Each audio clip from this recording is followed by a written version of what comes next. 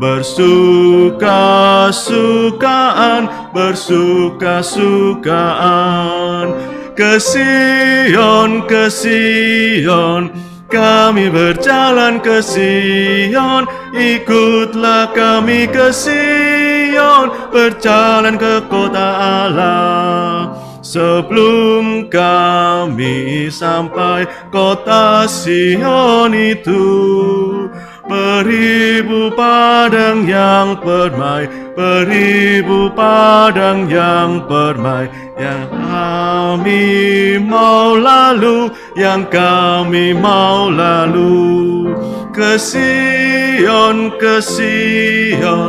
kami berjalan ke Sion. Ikutlah kami ke Sion, berjalan ke kota Allah. Kami sekalian tuju ke kota yang indah. Sapulah air matamu, sapulah air matamu. Sorak-soraklah, bersorak-soraklah. Ke Sion, kami berjalan ke Sion.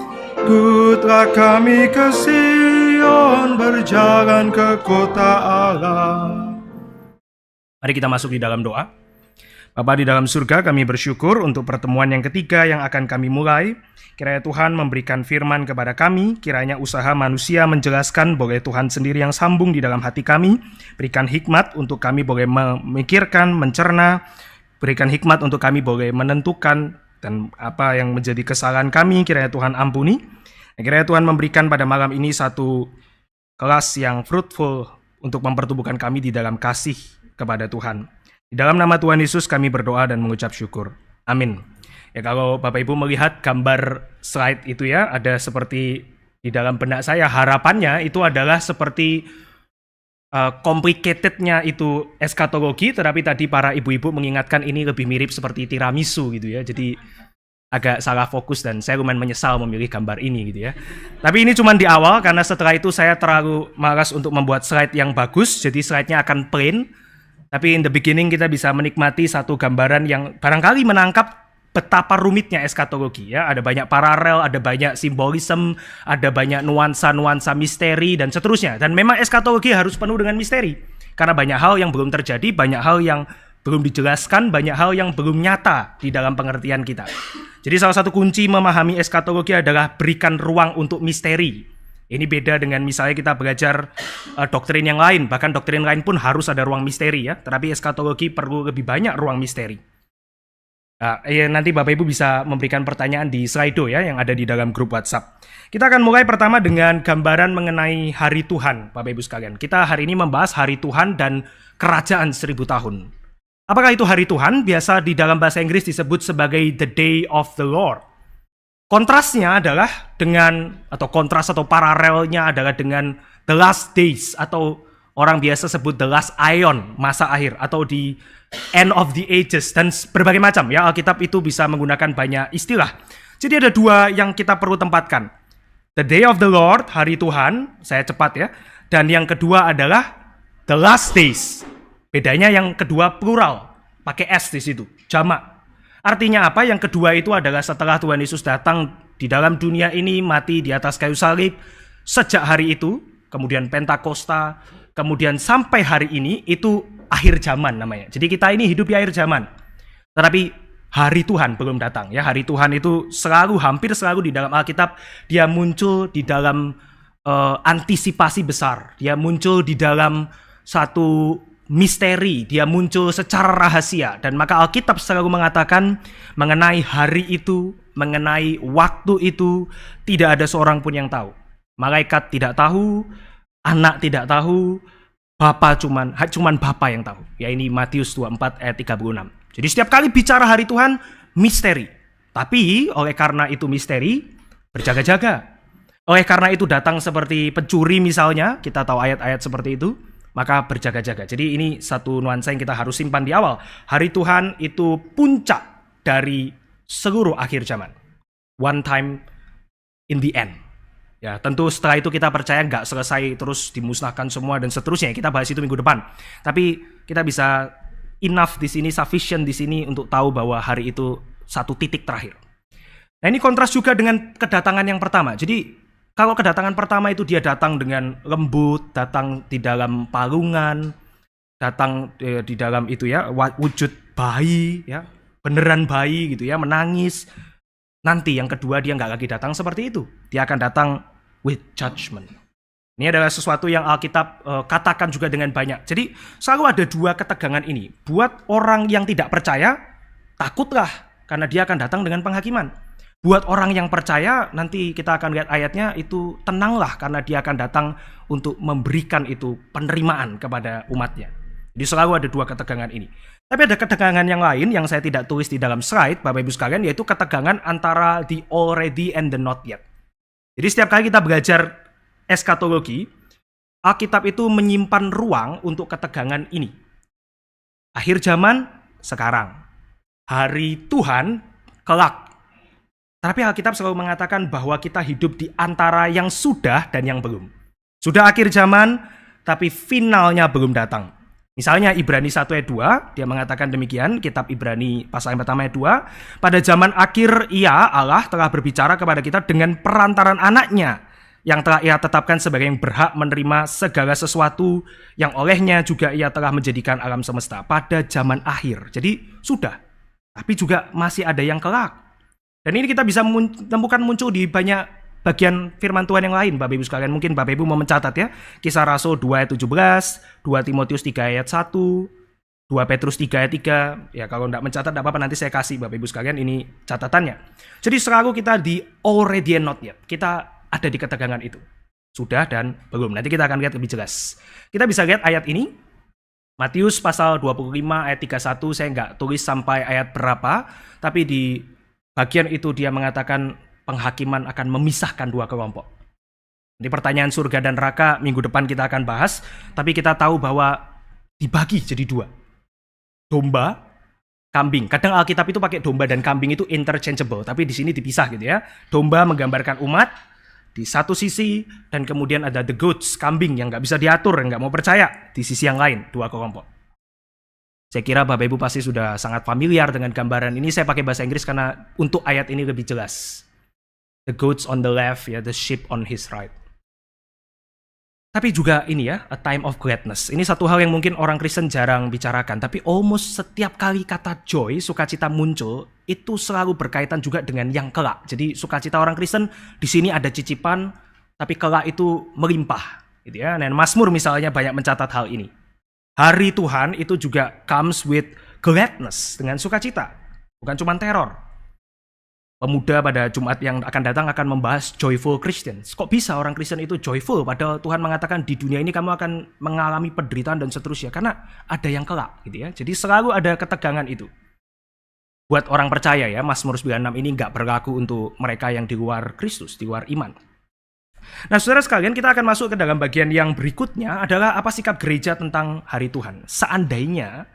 Seandainya tidak ada berita tentang hari Tuhan, apa yang akan terjadi buat gereja? Nah, kita bisa mendapat ini misalnya di dalam 2 Tesalonika 1 ayat 5-7. Bapak Ibu boleh membukanya. 2 Tesalonika pasal yang pertama ayat 5 sampai dengan ayat yang ke-7. Saya akan bacakan LAI terjemahan 2. Ini Paulus mencatat, itu adalah bukti tentang adilnya penghakiman Allah yang menyatakan bahwa kamu layak menjadi warga kerajaan Allah. Kami yang sekarang menderita karena kerajaan itu. Sebab memang adil bagi Allah untuk membalaskan penindasan kepada mereka yang menindas kamu, dan untuk memberikan kelegaan kepada kamu yang ditindas, dan juga kepada kami pada waktu Tuhan dari dalam surga akan menyatakan dirinya bersama-sama dengan malaikat-malaikatnya yang penuh kuasa di dalam api yang menyala-nyala. 2 Tesalonika 1 ayat 5-7. Jadi apa sikap gereja terhadap hari Tuhan? Simply, yang pertama adalah selalu encouragement. Setiap kali berita ini muncul, bicara encouragement. Nah, konteksnya Bapak Ibu perlu bayangkan jemaat Tesalonika dan jemaat yang lain, Yohanes pun juga tulis demikian, itu ada di dalam suffering. Mereka ini punya musuh, mereka itu ditindas, mereka dianiaya, mereka dikejar-kejar. Kita jangan bayangkan seperti Olimpiade kemarin di Prancis misalnya, yaitu negara yang sudah post-Christian, tapi mereka bisa abuse itu, bisa take it for granted, tapi dulu enggak. Orang Kristen itu susah. Dan Paulus menguatkan mereka dengan berita tentang hari Tuhan. Jadi yang pertama itu encouragement. Kita bisa melihat misalnya di dalam slide ya, ini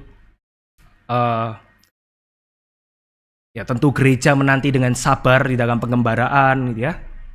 Mereka dikuatkan supaya mereka nggak takut terhadap apa yang mereka alami dan seterusnya dengan berita hari Tuhan. Jadi Paulus mengatakan ayat 5, kalau tadi Bapak Ibu baca 2 Tesalonika 1 ayat 5, itu adalah melalui penderitaan pertama kamu dikuduskan, gereja. Ayat 6, jangan khawatir karena kejahatan mereka yang menindas itu gak melewat begitu aja. Tuhan akan menghakimi kelak gitu ya. Dan ayat 7, one day bukan cuma yang jahat dihakimi, kamu dapat rest. Ya kira-kira seperti itu ya. Cara Paulus itu menguatkan 2 Tesalonika 1 ayat 5 sampai dengan ayat 7. Nah Bapak Ibu sekalian, pemberitaan ini semua sudah komplit. Jadi kalau sebenarnya kelas eskatologi kita berhenti di sini itu sudah cukup menguatkan. Jadi setiap kali orang Kristen menderita, jangan khawatir, kamu akan mendapatkan rest ya. Kuncinya apa ya? Beriman. Ini pengharapan dan seterusnya. Lumayan komplit sebetulnya. Tapi problemnya adalah karena ini. Karena ternyata Tuhan itu nggak datang waktu Romawi hancur. Karena ternyata Tuhan itu nggak datang waktu orang-orang Israel yang sudah bertobat di Yerusalem Pentakosta itu sudah tua. Enggak. Ternyata Tuhan tuh nggak datang dengan secepat itu. Nah ini baru jadi masalah. Karena gereja sekarang menunggu. Seiring waktu berjalan, beritanya encouragement. Lah kok nggak datang? Tuhan Yesus mengatakan apa ya? Tuhan Yesus itu nanti kita akan lihat ayatnya ya. Eschatological Discourse itu mengatakan pada hari-hari itu adalah kehancuran Yerusalem tahun 70 AD. Begitu itu selesai, aku akan datang. Waktu Yerusalem hancur, datang nggak? Ya enggak gitu ya. Dari pagi gereja itu mulai pikir. Seiring waktu, menyusun eskatologi dan seterusnya, nggak datang-datang, maka mereka mulai bertanya. Nah ini pertanyaan-pertanyaan yang mendasari kelas kita pada hari ini. Adalah apa yang harus diperhatikan terkait hari Tuhan. Oh ternyata nggak langsung ini, nggak instan ini. Apa yang harus diperhatikan? Apa yang dialami? Nah ini lebih penting. Dulu waktu saya adalah seorang yang bukan reform, saya itu selalu khawatir gini. Saya selalu tanya sama hamba Tuhan atau papa atau mama, itu nanti itu waktu ada pengangkatan itu kita ikut atau enggak? Nanti misalnya ini katanya ini ada api dilempar dari surga, ini kita masih di bumi atau enggak gitu ya? Kita nggak terlalu peduli dengan hari Tuhan, kita simply nggak mau ikut yang jelek-jeleknya gitu loh. Jadi yang dialami itu apa sih? Ini pertanyaan gereja ya. Kemudian juga apa yang gereja bisa pelajari? Ini lumayan sedikit naik levelnya. Jadi apa yang diantisipasi, apa yang dialami, ini jadi kunci orang-orang itu mulai memikirkan eskatologi. Jadi nggak heran Bapak Ibu sekalian kalau doktrin Allah itu diselesaikan di awal sekali, doktrin Kristologi diselesaikan di awal lagi, eskatologi itu agak letter sedikit. Ya agak sedikit itu. Karena memang misterius, dan yang kedua orang itu mulai bertanya makin banyak karena ternyata Tuhan nggak datang-datang gitu ya. Kira-kira seperti itu. Nah ini yang kemudian merangsang munculnya apa yang malam ini kita akan bahas. Ya boleh di next. Oh nggak bisa ya. Ya, yaitu doktrin kerajaan 1000 tahun. Nah, ini satu hal yang saya kira kita akan habiskan banyak waktu pada malam ini. Dan kerajaan 1000 tahun adalah sebuah percakapan sebetulnya. Jadi ini bukan perdebatan ya, percakapan, bukan perdebatan, tapi memang nanti debat, tapi percakapan dulu ya. Karena Tuhan Yesus itu tidak datang secara instan, maka orang mulai, kalau begitu kita coba lihat kembali kepada Alkitab. Nah Alkitab itu nggak cuma wahyu ya, akhir zaman, tapi Yeskiel, Daniel, Yesaya, kemudian Zakaria, kemudian Mazmur juga ada. Lalu orang mulai bikin itu konstruksi bangunan teologi. Kira-kira kalau ini ditafsir begini, bentrok nggak dengan yang ini? Oh ayatnya ini bentrok dan seterusnya. Mereka mulai pikir macam-macam. Nah itulah lahir doktrin milenium ini. Atau versi kunonya disebut Chiliasm, millenarian. Jadi ini doktrin yang lama ya sebetulnya. Tidak selama Trinitas atau Kristologi, tapi sudah ada di kira-kira masa orang-orang seperti Justin Martyr, Irenaeus dan seterusnya. Jadi ini adalah percakapan tentang kerajaan atau masa damai. Nah nanti kita akan lihat ayat-ayatnya ya. Tapi kita coba lihat stepping stone ini dulu. Tapi doktrin kerajaan 1000 tahun yang dimaksud sebagai milenium itu bukan surga ya. Semua sepakat itu bukan surga. Ini adalah masa yang either bisa diterjemahkan sebagai interim millennial age, masa antara. Kalau kemarin Pak Agudin mengajar tentang intermediate state buat orang yang sudah meninggal. Nah ini masa age-nya yang interim, bukan kitanya tapi masanya. Jadi itu milenium di situ. Atau gambaran yang kedua yang juga dipegang adalah ini bukan interim millennial age, bukan masa antara, tetapi ini adalah figuratif dari apa yang disebut nanti realized millennialism. Ya, dua itu kira-kira approach besarnya, tapi tentu terbagi di apa yang tadi Pak Hugo sudah sampaikan. Ya. Kita akan lihat satu persatu secara netral dulu ya. Kita akan lihat yang pertama disebut sebagai premill. Nah, sebetulnya saya perlu tambahkan satu kata di situ, yaitu historic premillennialism. Nah, historic premillennialism ini nanti beda dengan yang mungkin versi yang Bapak Ibu lebih familiar, adalah pandangan yang mungkin tertua. Jadi kalau bicara akhir zaman yang paling tua, pokoknya kalau Bapak Ibu mau ikutin yang paling tua ya ini, historic premillennialism. Historic premillennialism itu apa? Premill, kita singkat aja historic premill. Itu adalah pertama masa yang paling jelas, OT, Perjanjian Lama. Musa, kemudian ya Kejadian sampai Maleaki begitu ya.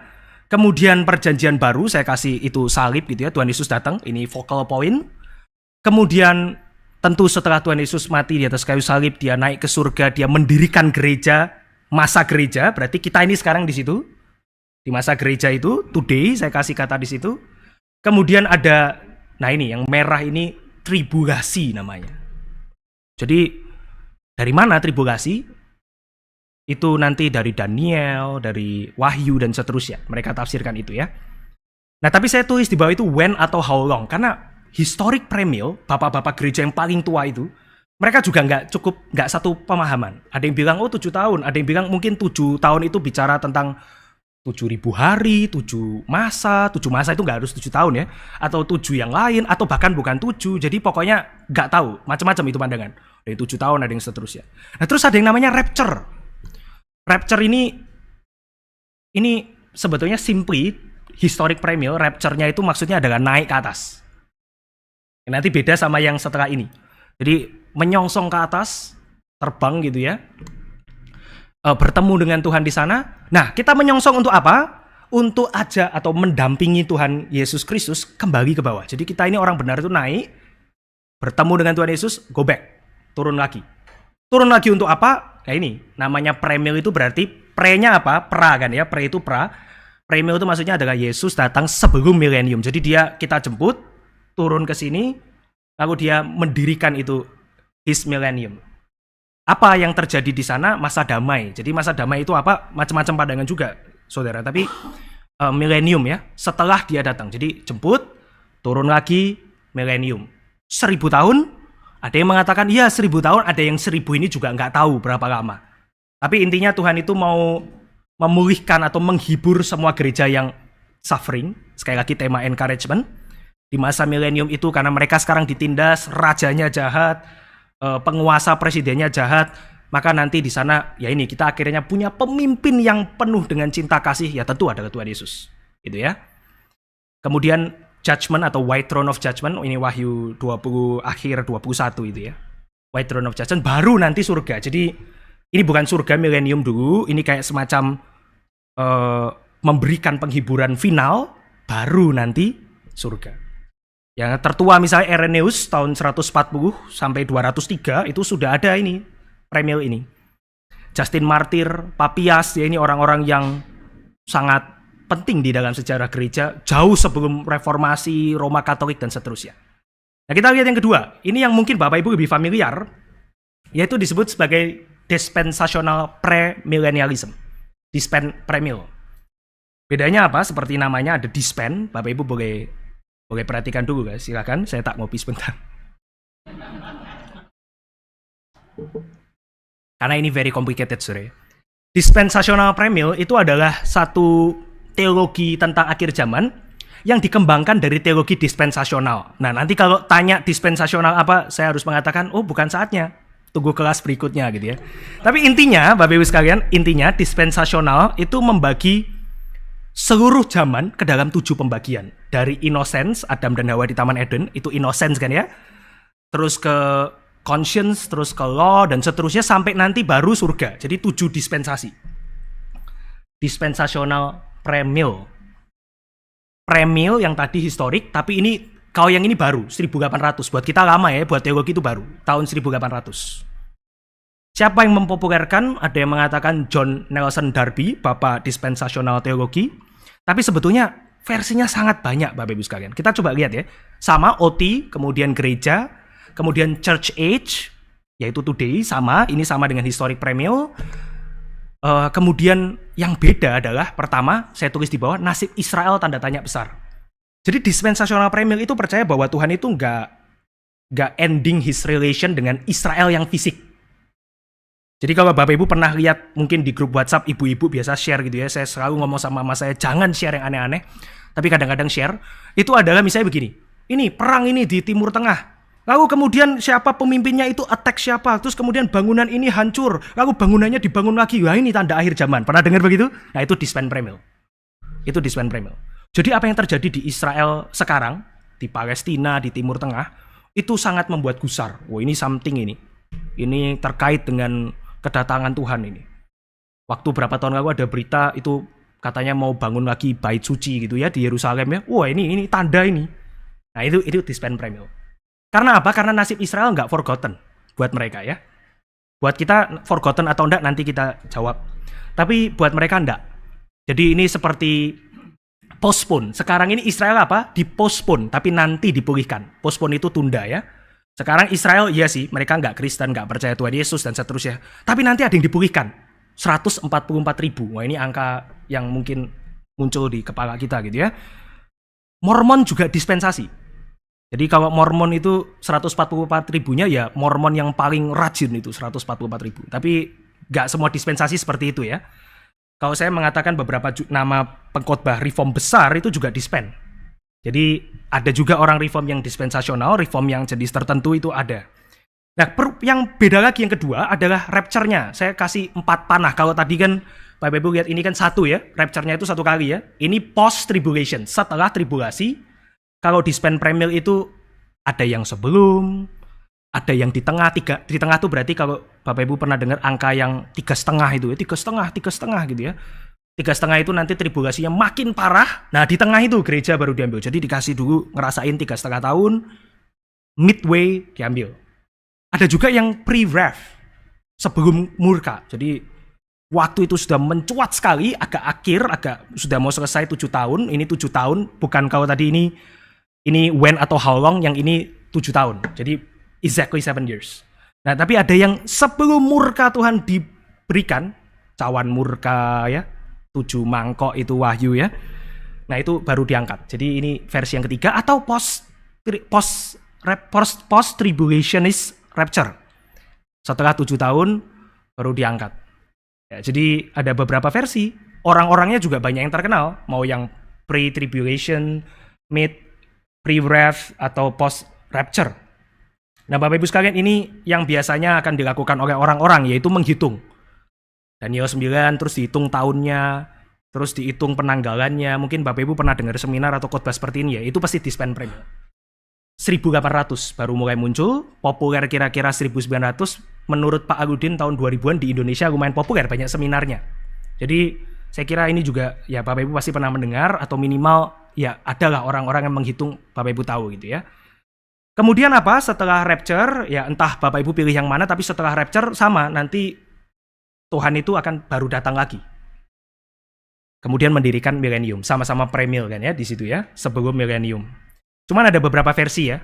Ada yang mengatakan misalnya yang rapture itu adalah yang dari awal setia. Ada yang mengatakan yang rapture itu adalah yang setia dan masih hidup, kalau yang sudah mati dibiarin dulu. Ada yang plus yang sudah mati. Jadi macam-macam nih versinya nih, tiap teolog beda-beda. Kemudian apakah Kristus itu datang mendirikan kerajaan 1000 tahun terus naik lagi atau enggak? Nah, kenapa kok naik lagi? Karena nanti turun lagi, Judgment White Throne. Jadi ada beberapa versi. Ada yang mengatakan Tuhan Yesus itu waktu mendirikan kerajaan 1000 tahun, beneran di sini, di Yerusalem tepatnya. Mendirikan physical Israel di Yerusalem. Kemudian dia stay di sana atau naik lagi. Ada yang mengatakan naik lagi, ada yang mengatakan stay, ada yang mengatakan dia stay tapi hidden, tersembunyi. Jadi ya itu ya, kira-kira ya, beberapa versi. Ada banyak sekali nama-namanya, ada Piscator, nama-nama yang Bapak Ibu mungkin juga nggak tahu ya, Darby, saya juga nggak semua tahu sih. Tapi sangat banyak. Nah, kira-kira tahun 2000 berapa kemarin saya kirim poster film itu ya, Left Behind. Itu sangat populer karena inspired dari Dispen Premio. Yang agak baru yang main Nicolas Cage gitu ya, tahun 2000 berapa itu. Saya masih SD sih, jadi ya saya waktu itu nonton juga lumayan takut, jadi lebih saleh baca Alkitab mungkin bagus juga gitu ya. Tapi saudara bisa lihat ya, ini adalah sebuah gambaran yang rumit. Apa kuncinya Premio? Pembacaan literal ayat Alkitab.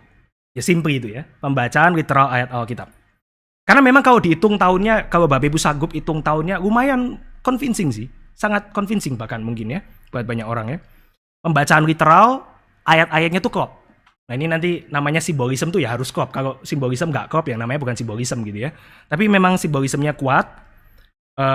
Rapture didasarkan di mana? Kalau Bapak Ibu mau catat misalnya 1 Tesalonika 4 ayat 16 sampai 17, rapture buat Dispen Premio itu yang sisa baju itu ya, cering gitu sisa baju.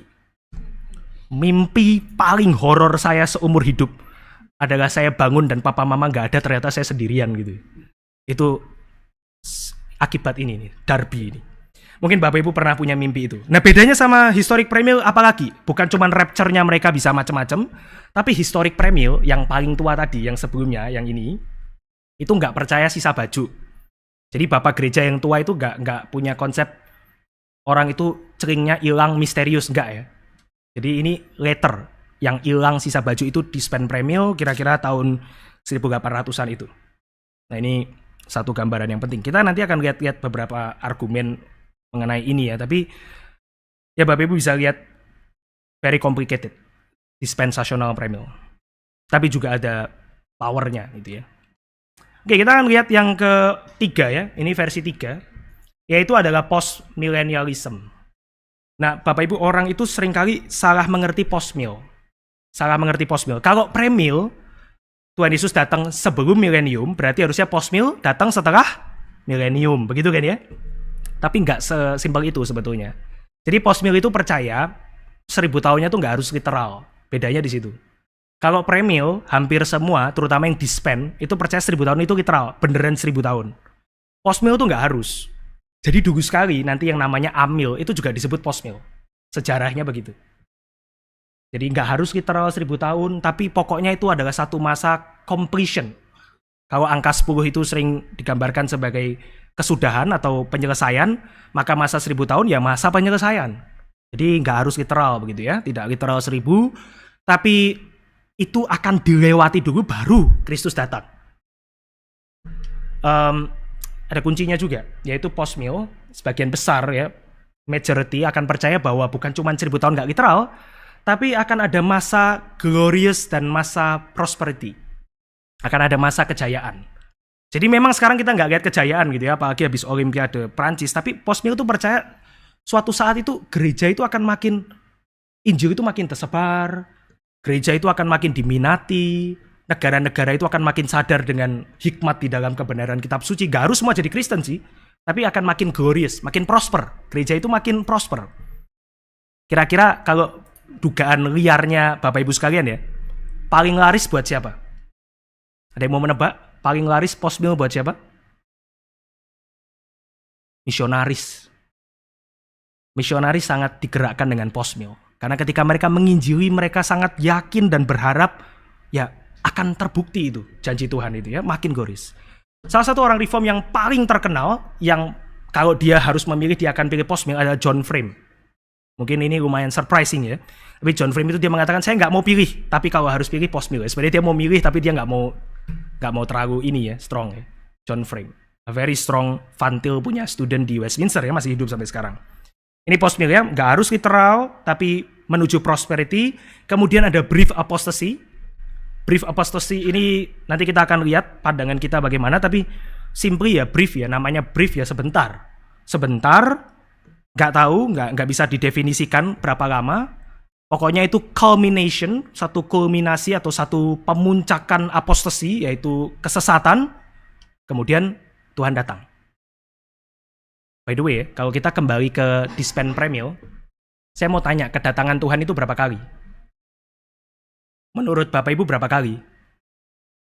1 kali waktu Natal, setuju ya?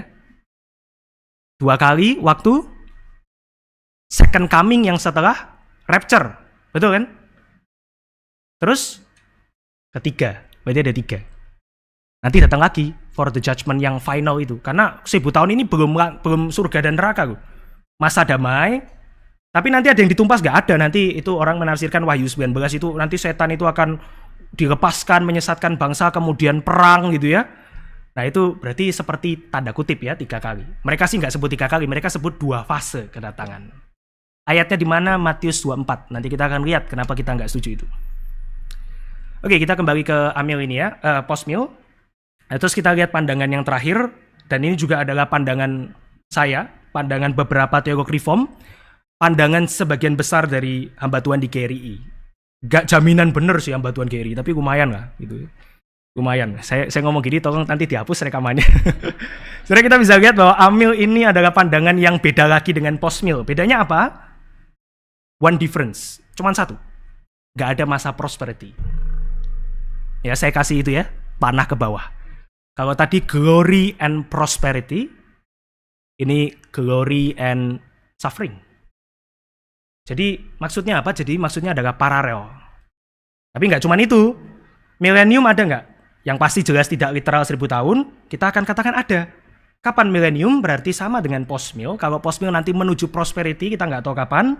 Amil mengatakan, ya sekarang. Milenium adalah masa glory dan suffering berjalan bersama-sama. Ini Amil namanya. Nah sebenarnya A itu negasi ya. Jadi kalau Amil berarti tidak milenium gitu ya, tidak milenialism. Itu Amil. A itu negasi. Makanya orang tadi pilih istilah yang satu yang tadi saya sebut di awal, realize millennium. Jadi bukan nggak ada, tapi millenniumnya itu sebenarnya sekarang udah realize, sudah dinyatakan. Di mana ya di sini, ya sekarang ini. Nah nanti keberatannya tentu adalah millennium katanya masa damai, sekarang damai apa gitu ya?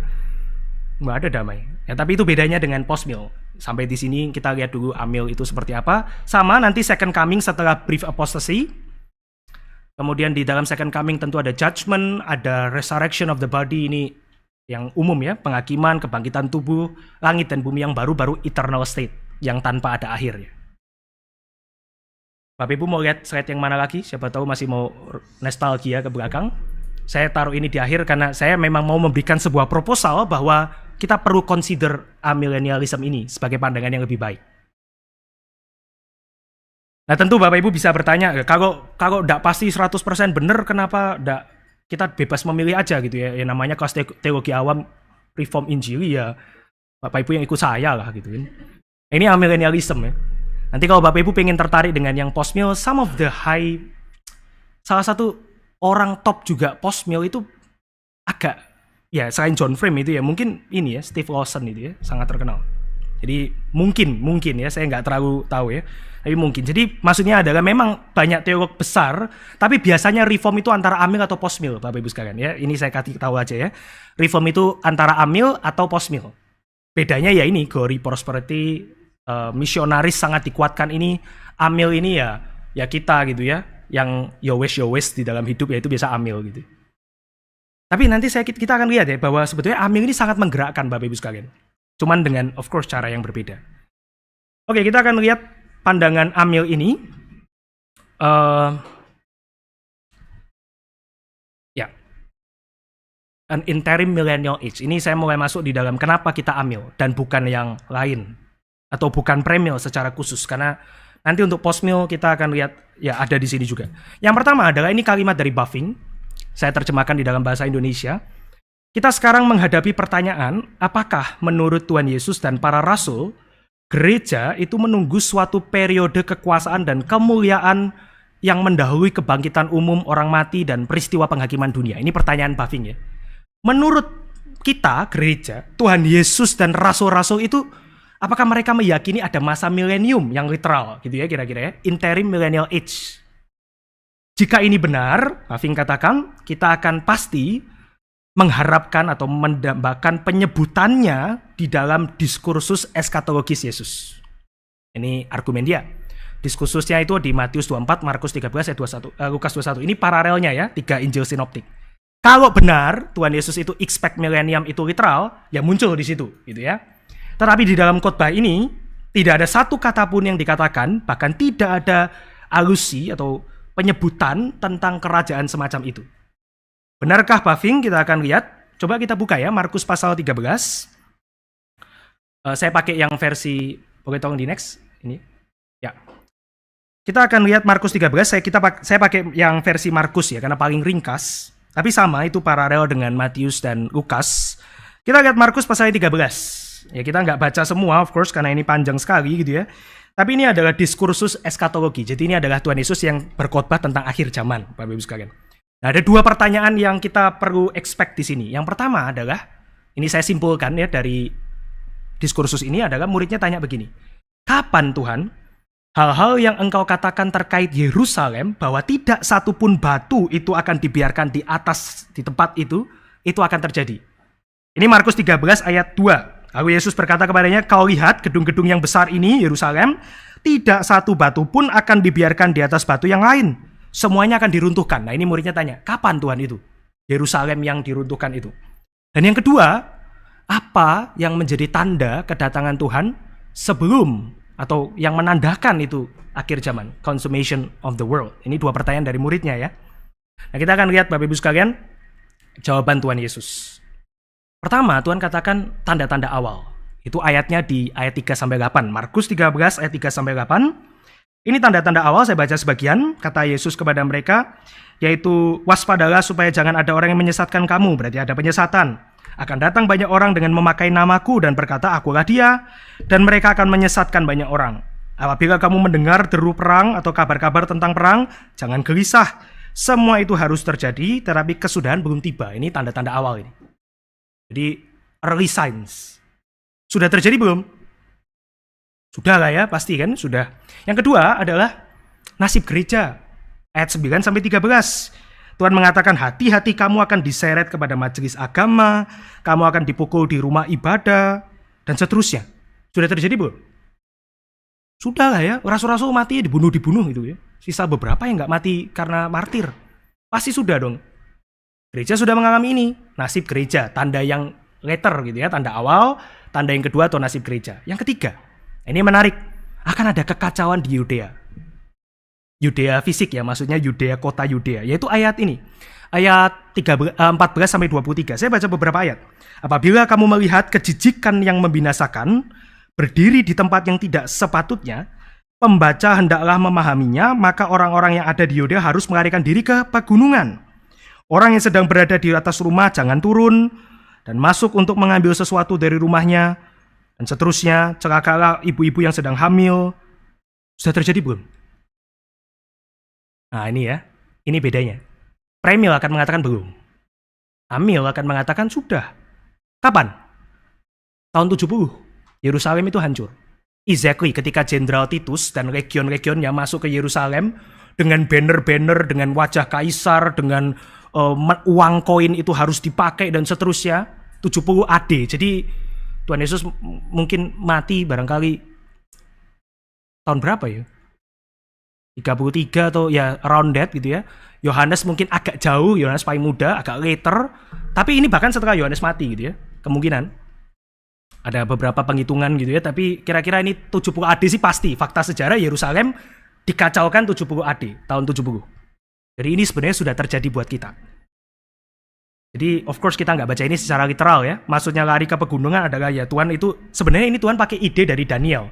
Waktu masa Daniel itu ada yang namanya Antiochus Epiphanes yang menghancurkan tempel yang dulu. Jadi kalau Bapak Ibu lihat ini ya, ayat yang dikutip Tuhan Yesus ada tanda petiknya. Apabila kamu melihat kejijikan yang membinasakan. Ini Tuhan Yesus ini lagi mengutip Daniel. It happened in the past gitu maksudnya. Dulu Daniel pernah bilang ada kejijikan yang menghancurkan. Maksudnya adalah orang-orang kafir yang mengobrak-abrik agama mereka. Nah ini Tuhan mengutip nih, akan terjadi lagi itu maksudnya. Tahun 70. Menariknya adalah parousia kedatangan Tuhan itu link immediately di kehancuran Yerusalem. Ini yang tadi kenapa saya mengatakan orang-orang mulai bertanya-tanya ya karena ini jangan-jangan maksud Tuhan Yesus bukan literal. Ya memang bukan literal. Karena setelah kehancuran dari Yerusalem itu Tuhan kan belum datang. Tapi lihat kalimat Tuhan itu ya, misalnya di ayat 24-31. Tetapi pada masa itu, pada masa apa? Kekacauan di Yudea, sesudah siksaan itu matahari akan menjadi gelap, bulan tidak akan memancarkan sinarnya dan seterusnya. Ini kan maksudnya kedatangan yang kedua. Premil katakan, nah ini besok-besok ini. Belum. Amil atau posmil akan mengatakan, oh, sudah. Terjadi kapan maksudnya? Sudah Tidak literal. Sudahnya nggak literal. Sudah lewat kan masanya kan, sekian lama, dari tahun 70 sudah berapa ribu tahun. Tapi lihat kalimat Tuhan Yesus ya, in those days, di hari-hari itu. Atau Matius pakai kata segera pada masa itu, Lukas, dan seterusnya. Jadi kehancuran Yerusalem tahun 70, berarti nanti ada kehancuran lagi, tahun berapa nggak tahu. Tapi kehancurannya berarti nggak harus literal Yerusalem kan. Ini adalah sebuah simbolisme yang Tuhan katakan apa? Bahwa nanti akan ada penyesatan, sudah terjadi. Orang-orang Kristen akan disesah, sudah terjadi. Nanti akan ada kulminasi kejahatan, brief apostasy, baru Tuhan datang. Sudah bisa lihat penafsiran Amil ya, kalau kita kembali ke belakang, mana tadi ya? Ini ya Amil ya. Berarti maksud dari Amil adalah baca ini adalah apa? Nanti terjadi lagi kekacauan, itu brief apostasy, baru Tuhan datang. Sama seperti Tuhan Yesus kutip Daniel sudah lewat lama dari Tuhan Yesus. Daniel sudah berlalu, sudah mati, dan seterusnya. Tahun 70 kekacauan, Tuhan belum datang. Nah nanti terjadi lagi brief apostasy itu. Sama seperti Daniel, nggak harus literal di tempat yang sama yang 70 AD itu terjadi. Kita kembali ke ini ya, eschatological discourse. Nah, ini apa yang terjadi di parousia? Ya tentu, ayat 26-27 Tuhan Yesus mengatakan pada waktu itu orang akan melihat dengan kuasa yang besar dan kemuliaan. Pada waktu itu juga ia akan menyuruh keluar malaikat-malaikat dan mengumpulkan orang-orang pilihannya dari keempat penjuru dunia, penjuru bumi, berarti seluruh orang percaya dari manapun, dari ujung bumi sampai ke ujung langit. Jadi ini kan tentu bicara nanti, second coming ya. Jadi second coming happen setelah kulminasi itu muncul. Sudah kita tidak melihat di sini 1000 tahun literal, nggak ada masa interim. Pokoknya setelah kekacauan, nah Tuhan datang. Cuman kekacauannya pasti bukan tahun 70. Kelak. Tapi nggak ada interim, nggak ada nanti datang separuh dulu. Atau nanti datang 1000 tahun dulu, baru enggak. In those days, di hari-hari itu, di masa-masa itu. Jadi buat Bavinck, dia menginterpretasi diskursusnya Tuhan Yesus, nggak ada masa interim millennial age. Ya kita lihat ya. Nah ini Bavinck tambahkan justru atau meskipun demikian gitu ya, gambaran perjanjian baru adalah justru ini, sejauh mana Injil disebarkan, sejauh itu juga permusuhan dunia terungkap. Kristus ditakdirkan untuk menjadi kebangkitan bagi banyak orang, tetapi juga menjadi kejatuhan bagi banyak orang. Ya Tuhan Yesus mengatakan Injil adalah salib adalah kebodohan bagi dunia, itu maksudnya ya. Yesus berkata di dalam Matius 13 ayat 37 dan 43, pertumbuhan gandum dan ilalang bersama-sama. Kemudian ikan berbagai macam di dalam satu jaring. Waktu panen itu yang nanti baru memisahkan, jangan dicabut sekarang, biarin nanti sampai waktu panen. Berarti buat Bavinck dia menafsirkan ini konsisten karena Alkitab cuma bicara dua ini. Cuma dua masa. Church suffering, yaitu sekarang memikul salib. Church triumphant, gereja yang menang in glory. Bahasa Latin, Ecclesia Militans, Ecclesia Penitent, itu Katolik ya. Gereja di pilgrimage, di pengembaraan, gereja di purgatori, gereja di surga. Ini Katolik. Kemarin Pak Udin katakan nggak ada purgatori, begitu kan ya. Alkitab nggak bicara purgatori. Therefore, cuma ada dua. Sekarang, pikul salib, besok in glory. Ya tentu kadang-kadang Tuhan memberikan kita glory ya, tanda kutip ya. Kita bisa melihat misalnya di China, orang Kristen meningkat, itu glory kan. Tuhan kasih kemuliaan, kita bisa cicipi. Kadang kita bisa melihat buah penginjilan kita berhasil dan seterusnya, itu cicipan. Tapi juga ada kan, di China berhasil, ya, tapi di Eropa decrease. Di Indonesia bagian mana berhasil, di bagian mana decrease. Selalu sudah itu berjalan bersama. Ini buat Bavinck lebih konsisten. Tuhan tidak bicara interim, dan kita melihat di seluruh perjanjian baru selalu ada itu. Gereja menanggung penderitaan penindasan. Gereja mengembara tanpa kota yang tetap, kewarganegaraannya surga. Tidak bergantung pada hal-hal yang dapat dilihat dan seterusnya. Ini kan karena memang gereja ya di sini yang menderita. Gak ada masa damai. Don't expect a millennial age di bumi. Itu maksudnya. Oke, kita akan lihat selanjutnya. Bagaimana dengan rapture, Pak? Rapture sounds very biblical ya. 1 Tesalonika dan seterusnya. Tapi kita punya problem dengan rapture itu sendiri. Ini rapture-nya Premil yang kita punya problem ya. Nanti saya akan kasih tahu rapture versi Amil. Ada juga rapture versi Amil. Problem yang pertama adalah kita punya problem teologis yang tadi kita bahas.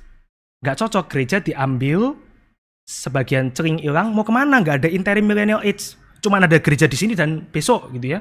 Elia ditaruh mana? Itu siapa lagi satunya? Henok ya. Ditaruh mana itu? Masa ada masa lagi? Ya kemarin dikatakan di Q&A kan ya. Mereka di mana? Ya di intermediate state. Artinya mereka ke sana, ke intermediate state tanpa melalui kematian gitu. Belum di surga, belum final. Nanti finalnya nggak ada yang mendahului, semua bareng-bareng masuknya. Jadi problem teologis. Jadi rapture yang hilang itu buat kita problem teologisnya besar, Bapak Ibu sekalian. Mau ditaruh mana itu tempatnya ya? Kalau di bumi nggak ada masa interim milenial. Kalau di intermediate state ya bukan rapture namanya. Ya namanya mati gitu. Ya, dan yang kedua adalah problem bahasa yang salah tafsir. Yang barangkali mungkin kita perlu kasih lebih banyak perhatian. Yaitu adalah rapture itu biasanya diterjemahkan dari teks-teks yang menggunakan kata ini. Parousia. Parousia ini sebenarnya literalnya presence, kehadiran.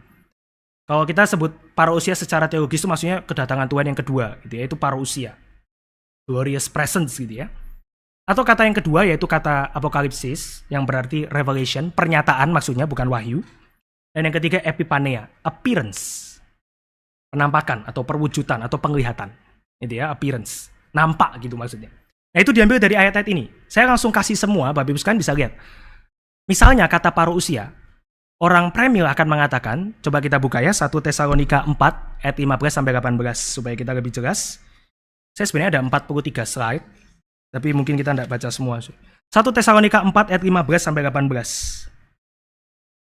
Hal ini kami katakan kepadamu dengan firman Tuhan, kita yang hidup, yang masih tinggal sampai kedatangan Tuhan, sekali-kali tidak akan mendahului mereka yang telah meninggal. Sebab pada waktu aba-aba diberi, pada waktu pemimpin malaikat berseru dan sangkakala Allah berbunyi, maka Tuhan sendiri akan turun dari surga dan mereka yang mati dalam Kristus akan lebih dulu bangkit. Sesudah itu kita yang hidup yang masih tinggal akan diangkat bersama-sama dengan mereka. Nah ini rapture kan ya? Premil akan mengatakan ini rapture nih Pak. Tapi kata ayat 15 parousia in the same word itu juga dipakai di 1 Tesalonika 3:13 buat second coming yang beneran second coming buat orang premil. Saudara bisa ngikutin gak ya? Jadi orang premil akan mengatakan 1 Tesalonika 4 ini bicara rapture Pak. Kata parousia kedatangan Tuhan yang ini kedatangan yang fase 1 gitu ya. Tapi kata parousia dipakai juga di pasal 3. Di ayat 13 untuk bicara second coming. Jadi kita nggak bisa mengatakan parousia di sini buat rapture. Berarti ya, rapture-nya enggak salah, tapi menafsirkan 1 Tesalonika 4 ayat 15 sampai 17 rapture itu salah. The same word dipakai untuk second coming. Orang premil pisah jadi dua. Ada fase 1, ada fase 2. Kita katakan enggak bisa. The same word dipakai untuk satu event yang sama. Itu maksudnya. Satu kali tok Tuhan itu datang yang kedua. Kata apokalipsis bagaimana? Kita enggak baca ya. Tapi 1 Korintus 1 ayat 7 itu ada apokalipsis muncul dan ditafsir di bagian itu untuk bicara rapture yang cering hilang gitu ya.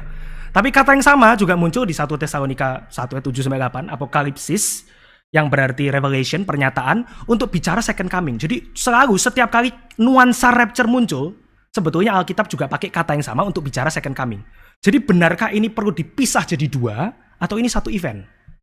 Sama juga dengan kata epiphania. Tiap kali muncul, ini epiphania yang di sini nih maksudnya rapture. Kata yang sama muncul juga di bagian yang lain untuk second coming. Jadi poin kita ya, Bapak Ibu sekalian ya, kita bukan nggak setuju ada rapture. Tapi kita nggak setuju rapture itu memisahkan Kristus punya kedatangan kedua jadi dua fase. Kita nggak setuju itu. Itu problem buat kita. Yaitu tadi, nggak ada interim millennial age, mau ditaruh mana. Nggak muncul itu di dalam khotbah Tuhan Yesus tentang akhir zaman.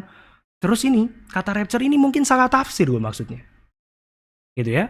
Sebenarnya bukan ada rapture fase 1 dan nanti fase 2. Enggak, it's one event. Maksud kita adalah itu.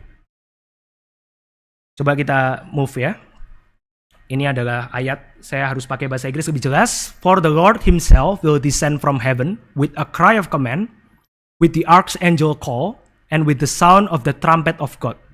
And the dead in Christ will rise first. Then we who are alive, who are left, shall be caught together with them in the clouds, to meet the Lord in the air, and so we shall always be with the Lord.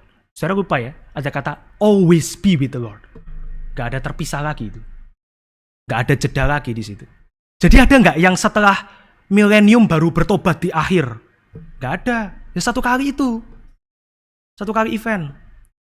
And then problem lain adalah kata to meet the Lord.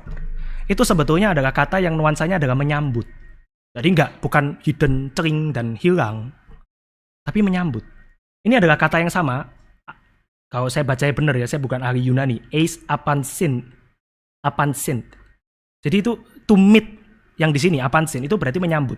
Misalnya Kisah Rasul 28 ayat 15 itu mengatakan Paulus itu bilang di situ kami disambut waktu masuk ke dalam kota. Itu pakai kata ini, to meet.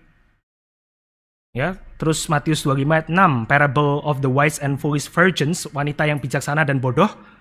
Kemudian itu kan waktu tengah malam itu behold the bridegroom gitu ya, come out to meet him. Saudara tahu itu ya. Datang mempelai laki-laki, ayo sambut dia gitu kan ya.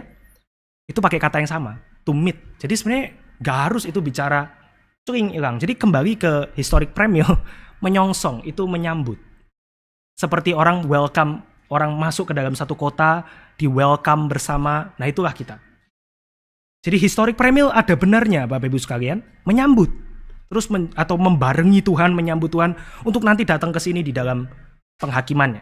Yang satu kali. Jadi apa itu rapture buat kita orang reform? Ya simply ini, kita menyambut. Kalau premil akan mengatakan hidden, tersembunyi, kayak itu ya, saya bangun tiba-tiba, oh papa, mama, cece semua selamat, saya yang masuk STT nggak selamat. Nah itu hidden premil gitu misalnya. Itu hidden rapture, tapi enggak. Rapture is one event together with the second coming. Waktu Tuhan datang, kita akan sambut dia bersama. Gak ada satu orang pun yang mendahului yang lain. Semua bersama. Dan kemudian karena kita ini bukan orang yang akan dihakimi, kita bersama dengan dia datang ke dalam dunia, turun atau masuk ke dalam dunia. Gak harus naik even, gak harus ke awan. Basically just to meet with the Lord. One event, ya, satu event. Jadi Horton mengatakan publicly raptured, itu orang reform. Kalau premil secret and hidden, tiba-tiba hilang tapi ada publicly raptured, itu Horton. Dan seterusnya, saya mesti cepat, ternyata saya masih di slide 19. Eskatologi Johanin, nah ini yang asik dan renyah Bapak Ibu sekalian, tapi jangan tanya banyak-banyak gitu ya. Kitab Wahyu itu konsisten dengan pemahaman ini. Kan tadi kan sisa Wahyu pasal 19-20 yang sebetulnya satu-satunya deskripsi literal untuk milenium gitu ya. Itu cuma di Wahyu yang literal. Tapi kitab Wahyu sebenarnya konsisten dengan ini kalau kita menafsir dengan benar. Nah saya mempropos satu pembacaan Wahyu yang namanya progressive parallelism. Kita tahu progressive revelation ya, Wahyu Tuhan itu bertahap. Kejadian dan Maleaki dan Wahyu itu rentangnya jauh, ada kitab-kitab di tengahnya gitu ya. Tapi di sini juga ada progresif, yaitu progresif paralelism, yaitu Wahyu itu dibaca dengan terbagi ke dalam 7 bagian yang paralel dan progresif. Paralel berarti ada yang tumpang tindih, ada yang beririsan, ada yang membicarakan hal yang sama.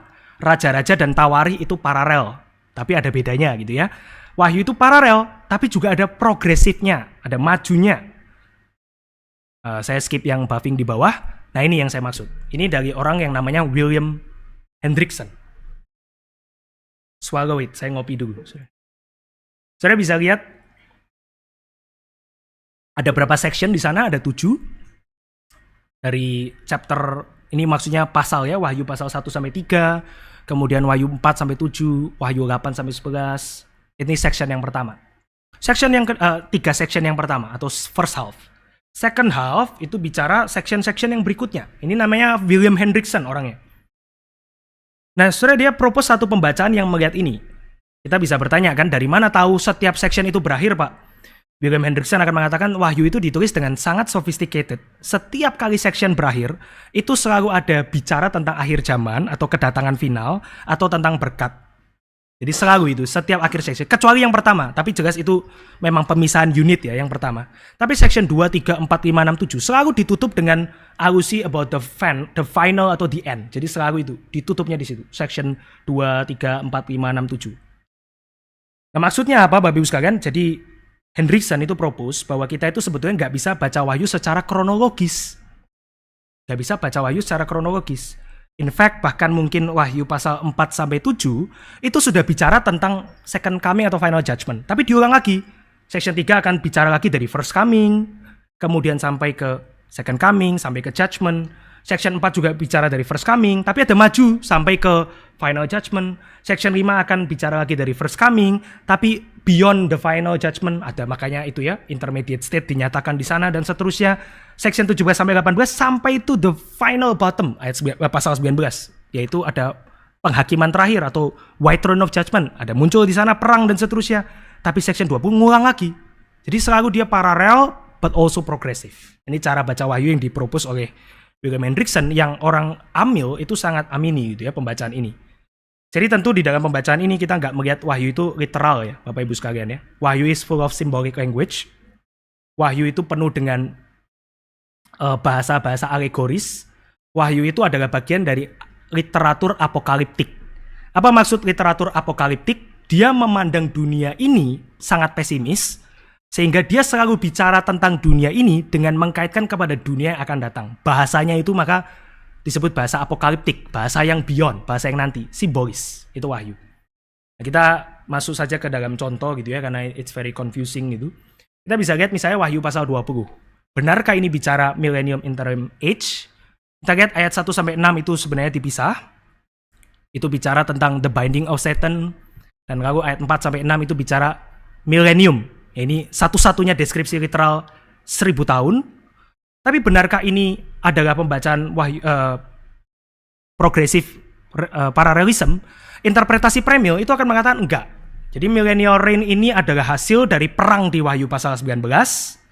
Kemudian Wahyu pasal 20 mencatat hasil perang. Yaitu apa? Setan dikurung, kemudian kerajaan Allah didirikan secara literal. Masuk akal kan ya? Perang dulu, setan dikurung, kemudian kerajaan itu literal. Kan very convincing ya. Perang dong, kalau mengurung ya perang. Amil katakan tidak. Kalau kita lihat progresif paralelism, berarti the binding of Satan seharusnya muncul di mana? Jadi kedatangan pertama Kristus. Kita nggak bisa bayangkan kan ya? Masa setan sekarang dikurung gitu? Kita kan akan mengatakan, enggak lah Pak, masa setan dikurung nggak? Itu yang muncul di kamar mandi saya misalnya gitu ya. Tapi of course itu enggak gitu ya. Tapi seandainya begitu kan jadi susah kan ngomongnya. Kok bisa Pak? Nah, poinnya adalah sebetulnya binding of Satan itu sudah terjadi sejak pertama kali di first coming. Yaitu adalah kekalahan setan yang assured dengan finalitas karya Tuhan Yesus di atas kayu salib. Jadi kita itu membaca binding of Satan bukan setan itu gak ada kuasa sama sekali. Belum kan ya, masih ada kuasa jahat kan. Dia masih bisa memikat dan seterusnya.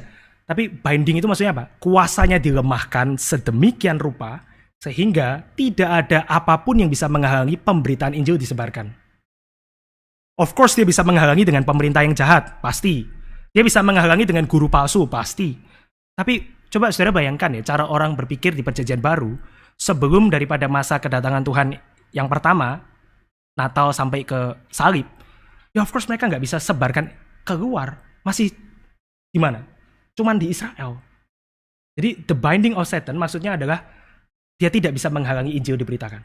Atau seperti kata Tuhan Yesus, maut tidak bisa menelan gerejanya, ya itu maksudnya. Tuhan Yesus pernah memberikan satu perumpamaan itu ya, emang bisa itu mengusir roh jahat kalau yang orang kuatnya itu nggak diikat dulu. Nah itu ya, binding of Satan. Saya lupa di mana itu, saudara. Saudara bisa lihat ini ya. Kemudian ya kekalahan setan terjadi dengan karya penebusan Kristus. Ya ini meremukkan kepala ular. Finalitasnya of course belum. Tapi kita bisa melihat gambaran ini. Ya. Ini kata-kata dari John Frame. Tentu mungkin sulit bagi kita membayangkan bahwa saat ini iblis dibelenggu. Tetapi kenyataannya kekuatannya dilemahkan. Tidak lagi ia menyesatkan bangsa-bangsa. Seperti yang dilakukannya sebelum kedatangan Kristus. Artinya Injil sekarang bisa memerdekakan semua orang tanpa terkecuali. Sebelum Yesus datang, orang-orang yang percaya kepada Tuhan yang benar, terutama ada di Israel, bangsa-bangsa lain ditipu oleh iblis, tapi sekarang ya ini tidak lagi, dan seterusnya. Gitu ya. Of course kemenangannya spiritual ya maksudnya ya. Belum semua dipenuhi dengan kemuliaan Tuhan, belum final. Tapi tidak ada yang bisa menghalangi, tidak satupun. Oke, saya agak cepat sedikit, maka sampai dengan masa 1000 tahun berakhir, tidak lagi bisa ditafsir literal. Sampai dengan masa 1000 tahun berakhir nggak bisa ditafsir literal. Karena bukan kronologis. Dan karena kita menolak dua fase kedatangan. Jadi gini Bapak Ibu sekalian, pola pikirnya gini. Kalau Premil dia akan baca literal kan, Wahyu 19 make sense loh, menjadi awal dari Wahyu 20. Kita katakan enggak kan? Enggak, kenapa kok enggak? Memang kalau baca literal kamu make sense. Tapi sekarang aku kasih tahu kenapa kamu enggak make sense. Karena kamu mesti jelaskan kok bisa ada dua fase. Kok bisa ada kerajaan 1000 tahun literal? Mana? Bagian lain nggak ada bicara itu. Maka, karena bagian Alkitab lain tidak bicara itu, Wahyu 19 dan 20 nggak mungkin literal. Itu maksudnya ya. Mesti ada cara lain baca, karena teologi kita mesti konsisten dari banyak arah. Kalau benar Wahyu 19 dan 20 konsisten atau kronologis, berarti kita mesti bisa jelaskan yang tadi. Rapture-nya di mana? Pengertian yang rapture itu soliter. 2 fase itu di mana? Interim millennial age itu di mana? Kamu nggak bisa jawab yang rapture, nggak bisa jawab yang interim millennial age, kamu nggak bisa jawab mengenai 2 fase kedatangan, maka pasti 1920 nggak kronologis. Jadi itu ya. Cara baca ini memang baru, nggak setua premil, definitely. Tapi ingat, biblical theology itu berkembang. Sama seperti doktrin Trinitas, Bapak Ibu sekalian, di awal gereja, mereka belum punya doktrin Trinitas sematang hari ini kan. Bukan berarti doktrin Trinitas itu kan nggak ada di Alkitab, tapi kita itu punya beban dan hikmat diberikan Tuhan untuk menggali kan ya, untuk memperkembangkan. Jadi bagi saya ini sangat konsisten dengan firman Tuhan justru. Kita harus bisa berkembang di dalam cara membaca kita. Apakah cukup membaca secara literal? Ya, I don't think so. Figuratif ya, angka 10 completeness, 1000 berarti 10 kali 3 gitu ya. Salah gitu ya, bukan 10 kali 3, 0 kali 3 gitu ya. 1000 years, a complete period maksudnya. A complete period. 10, 10, 10 maksudnya itu. Nolnya 3. Jadi a very long period yang kita nggak tahu tapi itu complete. Itu 1000 tahun. Sedangkan Wahyu pasal 20 ayat 7 sampai seterusnya menggambarkan progres lebih jauh tentang penghakiman terakhir. Jadi kalau Premier katakan 1000 tahun, terus nanti setan dilepaskan, terus dihukum. Berarti maksudnya di tengah masa 1000 tahun masih bisa itu ada kematian, masih bisa ada pemberontakan dan seterusnya. Katanya masa damai. Nggak konsisten sebetulnya. Jadi kita bisa lihat ini ya. Apakah benar ada 1-2 kali kebangkitan? Wahyu 20 ayat 5 itu ditafsirkan sebagai kebangkitan pertama untuk memerintah bersama Kristus. Tapi buat kita enggak. Penafsiran amil dan postmil atau progressive parallelism mengatakan tidak. Kebangkitan pertama, which is benar Yohanes pakai istilah kebangkitan pertama, berarti adalah cara Yohanes untuk mengatakan mereka yang sudah mati sekarang memerintah dengan Tuhan di surga, intermediate state. Nah, saya kenapa kok Yohanes mesti pakai istilah kebangkitan gitu ya? Tapi saudara coba bayangkan di masa Yohanes ketika Nero itu lagi bunuh-bunuhin orang Kristen dan banyak sekali yang mati. Betapa menguatkannya ketika Yohanes mengatakan mereka itu gak mati. Mereka itu sekarang sudah damai memerintah bersama Tuhan. Menunggu ayat 7 sampai seterusnya Wahyu 20. Nanti dia bereskan semua ini. That's very encouraging, saudara. Sangat menguatkan. Saudara bisa lihat, maka Alkitab cuma bicara satu kebangkitan. Saya nggak baca ayatnya. Tapi saudara bisa lihat kebangkitan itu cuma satu kali. Yaitu kebangkitan selain kebangkitannya Kristus pribadi, kebangkitan yang nanti menjadi buah kebangkitan Kristus selalu dibicarakan cuma satu kali. Yaitu at the very end. Ini saya skip ini, tapi ini kalimat Paulus yang memberikan gambaran bahwa setelah mati itu memang indah, memang masa yang dinantikan dan seterusnya. Ini Wahyu, saudara. Sorry. Ya ini masih di ini ya. Dari mana kita bisa yakin kebangkitan pertama bukan bicara orang, ini bicara tentang orang kudus di surga, tidak satupun kata apapun menggambarkan kehidupan damai ini dituliskan di bumi. Yet. Apa maksudnya, Philbert? Ya maksudnya ini. Semua yang Yohanes katakan di pasal 20 itu bicara surga. Malaikat yang mengikat datang dari surga. Tahta di surga. 47 kali kata tahta, by the way, di seluruh kitab Wahyu itu selalu bicara surga. 44 kalinya setidaknya. 3 kali bicara tahta yang lain. Jiwa para martir disaksikan di surga. Jadi maksud kebangkitan pertama adalah mereka yang sudah mati dan bersama dengan Tuhan di surga. Completeness, menunggu masa 1000 tahun. Ya benar kan, kita mengatakan yang di intermediate state kapan? Yang menunggu nanti Tuhan datang yang satu kali. Gitu ya, jadi kebangkitan di ayat 4 dari Wahyu 20 itu adalah bicara intermediate state. Wahyu ini konsisten dengan ini ya, motivasi penulisan dari kitab Wahyu ini dari Bavinck by the way. Mereka langsung akan mendapat peristirahatan setelah mereka mati. Kok bisa muncul di pasal 2 ya? Karena progresif paralelism itu ya. Jadi ada paralel dan mereka memerintah di sana dan Wahyu full of this. Ini Wahyu ya. Mati itu conquer. Kamu akan makan makanan dari pohon kehidupan dan seterusnya. Ini the first resurrection. Saya skip yang ini. Ini kesimpulan dari milenium, saudara. Sebelum kita tanya jawab. Jadi 1000 tahun bukan hanya figuratif menandakan masa yang komplit, tetapi juga paralel antara di sana dan di sini. Yang mati dalam Kristus langsung bersama dengan Dia, memerintah di surga. Yang hidup dalam Kristus menanti bersama dengan Dia di bumi, paralel. Jadi 1000 tahun sudah sekarang. Ada yang di sana, ada yang di sini. Keduanya menuju penghakiman terakhir, sama-sama nunggu. Kita nunggu di sini, mereka nunggu di sana. Konsisten dengan intermediate state minggu lalu. Ya, konsisten dengan itu. Dan kita mendapatkan gambaran ketegangan already and not yet yang very clear. Saya mungkin 2 slide lagi sebelum tanya jawab. Ini cepat saja, kalau Anda adalah seorang premil, saudara harus bisa menjelaskan dan merekonsiliasi ini. Bagaimana bisa kematian masih berlangsung bersama kedatangan Tuhan? Tuhan sudah datang literal, tapi masih ada kematian. Bagaimana percaya natural creation terus berlanjut di bawah fakta kejatuhan? Masih ada orang yang bisa mengacaukan dan seterusnya. Seakan-akan kerajaan 1000 tahun itu cuma di satu kota, tapi yang dunia lain itu masih bobrok gitu. Saudara bisa dapat gambaran ini ya dari Premil ya. Bagaimana percaya bahwa langit dan bumi baru harus di-delay 1000 tahun? Dasarnya apa? Bagaimana konsisten posisi terhadap unbeliever selama 1000 tahun? Masih ada keselamatan nggak? Kalau masih bisa bertobat, ya berarti belum ada masa damai sebetulnya. Mereka masih bisa pilih masing-masing. Kalau nggak bisa, masa ada Kristus nggak bisa? Jadi saudara mesti menjelaskan ini. Bagaimana percaya bahwa ketidakadilan atau kejahatan dosa manusia tidak mendapat ganjaran sampai 1000 tahun? Why have to delay selama 1000 tahun kalau toh nanti eternal? Itu poinnya. Well, saya tutup section pertama dengan Calvin, which by the way, saudara, itu dia mengatakan, dia tidak bicara banyak tentang milenium. Saya cari sejauh pencarian saya cuma satu section. Dari satu buku, dari satu bab, yaitu di Institut buku ketiga, chapter 25, section 5. Dia mengatakan, but a little later there followed the Kilias, orang yang percaya milenium. Pada saat masa Calvin maksudnya adalah premil yang literal, milenium yang literal, yang melimit reign of Christ to 1,000 years. Their fiction is too childish either to need or to be worth refutation. Jadi kenapa Calvin gak banyak bicara tentang milenium? Buat dia itu konyol, gak masuk akal. It's Calvin. Ini clue kita untuk break. Saya kasih gambar Herman Bavinck. Tapi mungkin ada pertanyaan, kita akan coba lihat beberapa pertanyaan.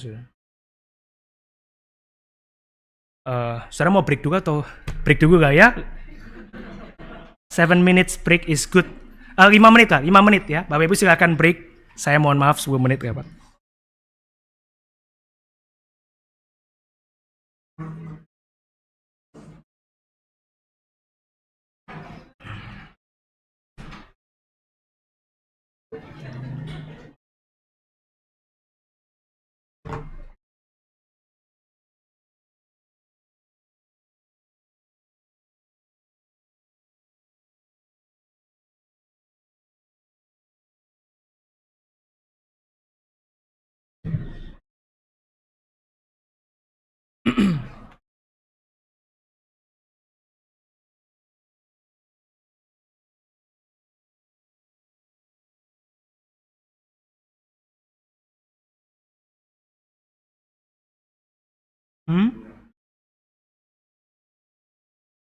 Nanti aku kasih slide yang full.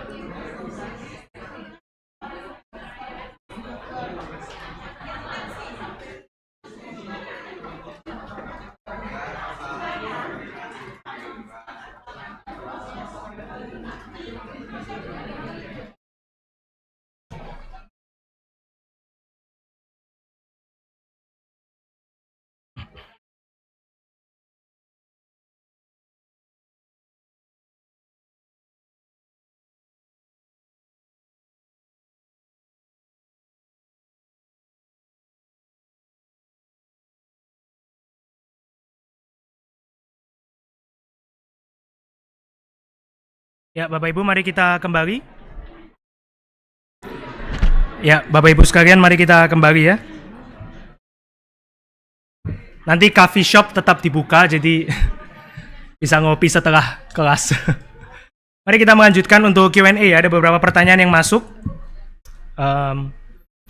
Kita akan jawab satu persatu ya. Ini ada pertanyaan yang masuk dari kemarin kayaknya. Bapak Ibu bisa akses di Slido masing-masing. Pertanyaan pertama adalah tolong bantu jelaskan apa itu 666 dan chip jual beli. Sering ada berita terkait Elon Musk dan implan di otak manusia. Soalnya ada satu istilah lucu ya, yaitu saya nggak tahu ya, search itu kayak hexa apa, which is itu by the way phobia angka 666 itu legit. Banyak orang yang takut dengan angka 6 3 kali gitu ya. Jadi satu waktu ada gereja yang mengumpulkan kalau nomor handphonemu, kalau nomor rekeningmu itu ada 666 mesti ganti gitu ya. Dan seterusnya lah macam-macam gitu. Terus kalau misalnya ada beli produk gitu ya, barcode-nya ada 666, apalagi kok 6-nya banyak gitu ya. Wah, hati-hati itu ya.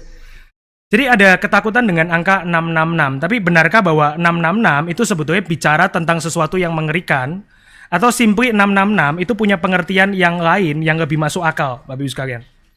Nah, kita bisa mendapati bahwa angka 666 itu sebetulnya adalah plesetan dari angka 777. Ya of course gitu ya, 777 nggak sampai 666. Tapi maksudnya bukan itu. Maksudnya bukan 7 nggak sampai 6. Tapi angka 6 itu adalah angka manusia. Coba Bapak Ibu ingat-ingat, manusia dicipta di hari ke-6. Manusia bekerja 6 hari. Manusia itu perintah ke-6 adalah jangan membunuh sesamamu manusia, dan seterusnya. 6 itu adalah suatu angka yang selalu menggambarkan what is man supposed to be, gitu ya, 6. Sedangkan angka 7 itu dipakai untuk bicara berulang kali mengenai Tuhan. Misalnya adalah Tuhan itu beristirahat di hari ke-7. Hari ke-7 disebut sangat baik. Kemudian 7 itu sering jadi lambang, kalau 10 itu penyelesaian, 7 itu perfection, kesempurnaan.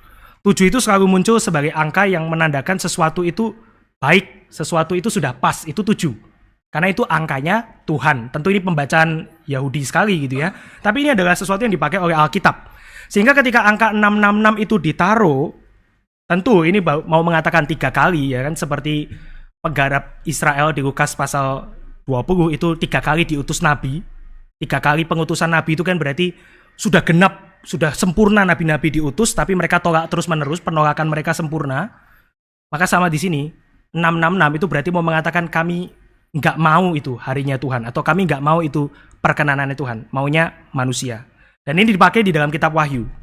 Kitab Wahyu penuh dengan simbolisme angka 7, ada 7 section, ada 7 gereja, ada 7 lampstand, ada 7 berkat, ada 7 murka, semua punya Tuhan gitu ya. Ada ini dan itu yang semua menggunakan kata 7. Sehingga 666 itu simply sebetulnya ada pemelesetan dari yang ilahi, dari yang sempurna. Jadi angka 666 bukan kalau ditaruh kemudian ada kuasa tertentu ya, tentu enggak. Nah, terus pertanyaan ini juga mengatakan bagaimana dengan chip yang sedang dikembangkan oleh Elon Musk. Saya nggak tahu itu chip. Saya pernah lihat di Instagram sih bisa dengar musik gitu kayaknya enak juga gitu ya. Khotbah bisa setel di sini. Jadi kita nggak bisa jawab pertanyaan Pak Agudin. Selalu setiap ada pertanyaan kita search cepat keluar. Well, that's very helpful gitu ya. Nah, satu ketika ada seminar di Gary Pusat, Profesor Richard Pratt itu datang. Dan kemudian ada saya lupa temanya apa, tapi pertanyaan ini melekat gitu. Ada satu bapak tanya sama Richard Pratt. Sebetulnya maksudnya apa sih? Itu Obamacare dia sebut pada saat itu ya. Dan kemudian ada ini pembayaran yang bisa lewat scan yang kemudian nanti dia takutkan bisa ada di tubuh dan seterusnya. Very premium-like gitu ya. Kemudian Richard Pratt itu ya jawab dengan bercanda, ya kalau ada itu ya aku akan senang. Aku akan yang pertama antri untuk dapatkan itu pembayaran paling mutakhir. Terus dia baru jelaskan bahwa materai atau tanda yang diletakkan di dahi, tanda yang diletakkan di tangan atau di tubuh itu bukan tanda literal. Nah, dulu orang punya kebiasaan memberikan tanda kepada kepada soldier. Orang Israel punya tentara, dia akan diberikan tanda. Mungkin tato, paling mungkin adalah tato pada saat itu. Atau seperti misalnya saudara yang mungkin pernah lihat orang jual beli domba dan kambing gitu ya.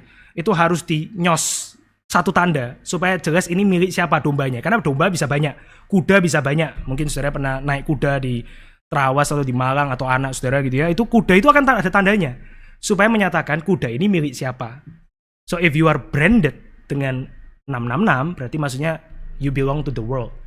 Tapi kalau saudara branded, tentu brandednya angka 777 nggak literal juga gitu ya, berarti saudara belong to God. Simpel itu aja. Nah, ini sebetulnya tanda yang seringkali ditakutkan nanti bisa dimasukin apa, chip di mana, chip di tangan, chip di kepala. Itu sebetulnya paralel dengan Wahyu 13 ya. Wahyu 13 mencatat tanda yang sifatnya itu juga ya menandai orang itu milik siapa, tapi tanda ini tanda dari Tuhan. Jadi masa orang yang milik dunia ditandai dengan chip, terus Tuhan masa nanti gereja keluarin chip tandingan? Kan ya of course enggak kan. Jadi of course kita nggak bisa translate secara literal ya mengenai 666 atau 777. Meskipun mungkin fobianya sudah sangat melekat gitu ya. Sama kayak ini ya saudara. Saudara tahu simbol salib kebalik lah ya. Di film horor kan sering muncul ya. Salib tapi yang kecil di bawah, yang panjang di atas. Terus kita bilang itu simbol setan gitu kan ya. Sebenarnya itu nggak ada dasar sejarahnya. Salib kebalik itu kemungkinan salibnya rasul siapa gitu ya. Saya lupa ya yang seperti itu. Jadi sebenarnya itu nggak ada sataniknya, tapi itu dijadikan simbol satanik. Dan kemudian sudah terlanjur melekat. Tiap kali lihat salib kebalik, kita udah takut. Jangan-jangan mungkin pakunya lepas kan gitu kan misalnya. Tapi kita sudah ketakutan sendiri. Jadi it's quite the same thing. Halo, maaf saya cuma mau menyampaikan. Saya bingung dengan topik yang dibahas. Maafkan Pak, saya juga bingung Pak. Terlalu melebar dan luas. Lebih baik fokus membahas teori atau arah yang diikuti oleh GRI. Sebenarnya sejak premil, postmil, dan amil, kemudian saya full itu amil ya. Saya sudah nggak bahas lagi premil dan postmil. Jadi tapi kenapa kita amil, saudara tentu perlu tahu kan. Kalau saya juga pengennya lewat begitu aja ya. Karena ini little did we know, sebetulnya secara akademik, di dalam studi akademik teologi, eskatologi, sudah nggak ada yang bahas milenium. Ini something of the old days. Mostly scholar itu nggak ada yang baca Wahyu secara literal. Jadi itu sebenarnya sudah ditinggalkan. Jadi ketika mengulang ini pun, saya juga in pain. Tapi kita kan lagi groaning together in pain. Seperti kata Roma ya, kita seluruh ciptaan menantikan hari akhir. Maka salib saya juga menjadi salib Bapak Ibu sekalian gitu. Ada yang mengatakan jumlah gereja di Wahyu 7 mengalami perubahan. Ada suku yang keluar dan masuk, biasa dikatakan dukungan untuk tribulasi. Tribul. Nah, most probably itu dukungan untuk rapture. Jadi kan Bapak Ibu tahu suku-suku Israel, ayo di sini ada guru sekolah minggu hafal gak ya? Saya nggak hafal soalnya. Saya mesti lihat list, tapi sebenarnya saya sudah expect ini ya, makanya tadi saya duduk di sana, saya search, Dan memang ada list yang berubah, Bapak Ibu sekalian, kalau misalnya melihat di dalam, saya nanti bisa kirim gambarnya ke grup ya. Tapi kalau saudara lihat di dalam Kejadian misalnya, itu kan Ruben, Simeon, Lewi, Yehuda, Dan, Naftali, Gad, Aser, Isakar, Sebulon, Yusuf, dan Benyamin. Nama-namanya itu, saudara pasti lupa kan ya? Just bear with me gitu ya. Nanti kan di Numbers itu berubah. Yusuf itu hilang, digantikan 2 anaknya, betul ya? Yaitu Efraim dan Manasye. Dan kemudian saudara ada lagi yang hilang, yang nggak dapat tanah, yaitu Lewi. Karena Lewi khusus melayani di temple, di bait suci, kemah suci, bait suci gitu ya. Jadi susunan dari Kejadian 29 ke bilangan itu berubah. Karena Yusuf keluar, anaknya 2 masuk, tapi tetap harus 12. Jadi angka 12 ini Israel ini mau tetap pertahankan. Jadi of course Lewi keluar, karena Lewi nggak mendapat tanah, tapi 2 anak Yusuf masuk, Yusuf keluar. Ya itu bilangan. Di Revelation itu ada yang hilang, yaitu Dan itu keluar. Dan orang mengatakan ini maksudnya rapture, Dan itu nggak keangkat gitu loh. Saya ngerti maksudnya ya. Dan itu nggak keangkat. Kenapa nggak keangkat? Dikaitkan dengan biasanya antikristus akan muncul di Dan, dari suku Dan. Jadi kalau Bapak Ibu baca tribulasi, 7 years tribulation premill, tribulasi dimulai dari mana? Dari nanti ada orang Yahudi yang bikin perjanjian dengan bangsa kafir, dan kemudian itu menyesatkan dunia. Itu 7 years tribulation tuh, premill tuh percaya begitu. Jadi kan seolah-olah ini jadi dukungan untuk premill ya, Dan keluar loh. Tapi dia lupa bahwa Dan keluar, Lewi dan Yusuf masuk lagi. Jadi Dan keluar, Lewi dan Yusuf masuk lagi. Masa dulu Lewi nggak selamat terus ya wes lah, Dan karena terus jahat ya Lewi dan Yusuf diselamatkan? Kan of course enggak kan ya. Jadi kenapa? To complete the number 12 sebetulnya. Untuk melengkapi angka 12. Dan ini simply mau mengatakan bahwa angka 12 itu penting untuk tema keselamatan yang lengkap. Karena nanti 144.000 itu 12 punya ini ya, aspek ya, kuadrat. Kenapa kok perlu ada itu? Completion, kelengkapan. Jadi Dan di situ bukan keluar, Dan di situ keluar bukan karena nggak di rapture, tapi mempertahankan angka 12. Nah, tapi kenapa Dan yang dikeluarkan? Ini kan pertanyaannya ya. Saya searching di beberapa forum ya. So, saya pikir ini very convincing ya. Karena Hakim-Hakim 18 ayat 30 sampai 31 itu memang remove Dan karena Dan itu following idolatry. Jadi saudara bayangkan ya, ketika umat gereja itu membaca bagian ini, kenapa Dan keluar dan dicari di dalam Alkitab dan menemukan ini, if you follow idolatry, you are excluded di dalam umat Allah. Very convincing sebetulnya. Kita akan move ke pertanyaan berikutnya. Ada apologet luar negeri yang menyatakan Horseman Apocalypse sebagai negara Palestina yang warna benderanya merah, hijau, putih, hitam. Apa pendapat Bapak? Pak Michael yang nanya ya. Saudara, Horseman Apocalypse itu kalau nggak salah di Wahyu pasal 6, dan itu adalah ketika meterai keempat itu dinyatakan, dan kemudian ada 4 kuda, penguda, horseman, yang masing-masing dengan 4 warna beda, which is yang disebutkan di sini, gitu ya, Wahyu pasal 6, yaitu warna putih, warna merah, warna hijau, dan warna hitam. Dan kemudian, ya kebetulan bendera-bendera negara di Timur Tengah memang warnanya itu. Jadi, apakah ini berarti maksudnya mereka adalah Horseman Apocalypse? Saya kira enggak ya. Karena sebetulnya warna-warna di dalam Wahyu itu punya simbolik. Kalau tidak salah, putih itu bicara power, bicara reign. Kemudian pale green, warna hijau yang pale, itu bicara death. Saya lupa, merah dan hitam itu salah satunya adalah war, dan salah satunya adalah famine, kelaparan. Jadi ini adalah simbolisme yang Yohanes pakai. Why? Karena di masa Yohanes, 4-4-nya mereka rasakan. Gitu ya. Jadi dia sedang menuliskan secara simbolis. Dan saya nggak memberikan, saya percaya kita nggak ada kaitan lagi dengan Israel secara fisik. That's very amil gitu ya. Tentu nggak semua percaya demikian. Apakah Calvin percaya rapture? Saya kira kalau rapture yang dimaksud adalah yang hilang tiba-tiba, enggak. Ya itu Calvin saya rasa enggak. Benarkah ajaran Reform menolak beatific vision? Saudara tahu beatific vision? Ada yang tahu beatific vision? Ini kalau yang nanya di Zoom paling enak, lempar pertanyaan hilang gitu ya. Beatific vision is I think seeing God, ya melihat Tuhan. Saya nggak tahu benar atau enggak. Nah, soalnya saya pernah mendapat pertanyaan ini ya, dan dulu sekali, dan saya waktu itu nggak ngerti beatific vision artinya seeing God. Terus saya tanya gitu kan, nah yang tanya juga nggak tahu beatific vision itu apa. Jadi berhenti di sana gitu ya. Saya juga nggak tahu Pak ya, nggak tahu kenapa nanya gitu. But seeing God, apakah orang Reform menolak ini? Reform jarang bicara beatific vision. Melihat Allah muka dengan muka, kita jarang bicara itu ya, secara doktrinal. Tapi minggu depan kita akan bahas bahwa ada versi yang akan pasti kita alami, keyakinan kita akan alami itu. Dan itu mungkin nggak sama dengan pengertian beatific vision di dalam Roma Katolik misalnya. Atau misalnya teolog modern yang banyak bicara beatific vision itu Hans Boersma ya, orang Anglikan, dia banyak bicara ini. Dan saya kira kita juga beda. Kita akan melihat Tuhan in revelation di langit dan bumi yang baru. Bukan in revelation berarti khotbah, pendeta khotbah, bukan. Tapi di dalam Kristus, our eternal mediator. Itu yang dimaksudkan. Mungkin minggu depan kita bisa bahas lebih jauh. Jadi kalau di pandangan Amiel, apakah dua saksi yang ada di kitab Wahyu itu tetap akan datang atau hanya kiasan saja? Ya, dua saksi di kitab Wahyu, saya lupa pasal berapa, itu adalah gambaran dari orang percaya yang bertahan sampai akhir. Itu Tuhan nggak buang. Kenapa kok dua saksi? Probably paralel dengan binatang buas yang juga dua. Dari laut menggambarkan false government, dan dari darat itu menggambarkan false religion. Ini gambaran, ini muncul dari mana? Dari zaman dulu, ini simbolisme kuno ya.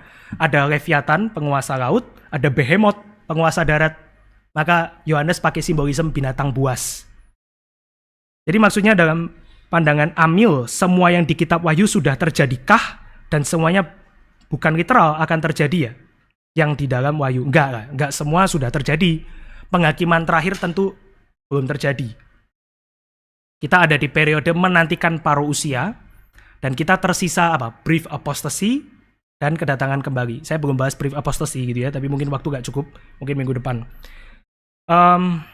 Saudara, ada yang mengatakan bahwa semua ini sudah terjadi, yaitu preteris. Jadi tadi ada premil, ada postmil, ada amil. Kurang luas, saudara bilang luas, masih belum cukup luas. Ada panmillennialism, ada preteris, ada panmil yang jenis-jenis tertentu. Sebenarnya ini masih kurang luas gitu ya. Tapi kita stay di tadi 3-4 versi. Nah ini preteris percaya bahwa semua yang Tuhan Yesus katakan itu sebenarnya sudah. Bahkan preteris yang ekstrim itu percaya nggak ada lagi kedatangan kedua. Simply kamu hidup, mati, kamu akan ya nanti ke surga atau ke neraka. Jadi nggak ada kedatangan kedua, tunggu mati aja gitu ya. Akan terus rolling seperti ini. Itu preteris ekstrim yang tentunya kita nggak setuju ya, kita menolak itu. Tadi katanya setiap pandangan ada argumen dan counter argumennya. Apa counter argumen yang harus dikonsider untuk pemegang paham Amiel? Counter argumennya adalah Amiel sangat sulit untuk dijelaskan karena kita terlalu mudah membaca Alkitab secara literal. Tapi probably kalau Bapak Ibu pengen teks yang paling sulit dijawab Amiel itu Daniel pasal 9. Tapi karena nggak ada yang tanya, kita perlu skip bagian itu. Daniel pasal 9 sangat sulit dijawab oleh Amiel. Nanti Bapak yang tanya, kalau mau tanya lagi tambahkan di sini gitu ya. Bisa tolong bicara sedikit tentang Antichrist, ada di slide, tapi waktu nggak cukup. Serius ada di slide, saudara. Sebentar ya. Dalam pandangan Amiel, kalau sekaranglah masa milenium itu, siapakah sang antikristus? Oh ini terkait ya. Berarti kita pasti harus jawab antikristus. Tapi siapakah wanita dalam Wahyu 12? The Church.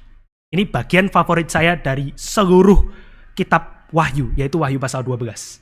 Orang kadang menafsir ya, bahwa nanti maksud dari wanita ini adalah wanita yang terakhir akan melahirkan anak di seluruh dunia. Masalahnya per menit itu berapa bayi lahir? Kok bisa ada satu ini tok gitu ya? Ini film, dulu ada film yang Gabriel dan Mikael berebut penafsiran tentang Tuhan. Film apa itu ya? Pokoknya angelnya ganteng-ganteng gitu ya, Mikael dan Gabriel. Terus mereka perang. Gabriel bilang Tuhan mau musnahkan bumi. Mikael bilang enggak, kita tunggu wanita ini melahirkan anak ini. Terus tunggu, Mikael lawan itu setan-setan sampai anaknya itu lahir. Nah terus ternyata Tuhan gak jadi musnahkan bumi. Saudara, itu film apa ya? Ada saudara-saudara church ya itu film ya. Itu terinspirasi dari Wahyu 12. Tapi Wahyu 12 simply bicara gereja, saudara. Dan siapa yang dilahirkan oleh wanita itu? Menurut saudara siapa? Siapa menurut saudara? Wahyu 12. Kalau itu adalah gereja, wanitanya. Jadi siapa yang dilahirkan? Yesus Kristus yang dikejar-kejar oleh setan dan gak berhasil setan dapatkan karena anak itu akhirnya lahir. Setan gak mau anak itu lahir kan? Ya sama, setan gak pernah mau penebus itu lahir.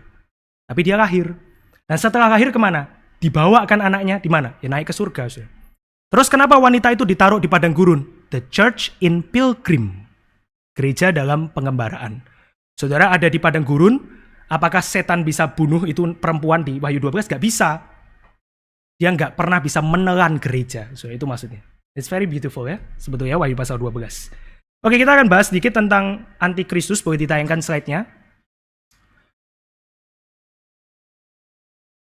Ini brief apostasy kita lompat sedikit. Enggak lah, kita bahas aja lah ya.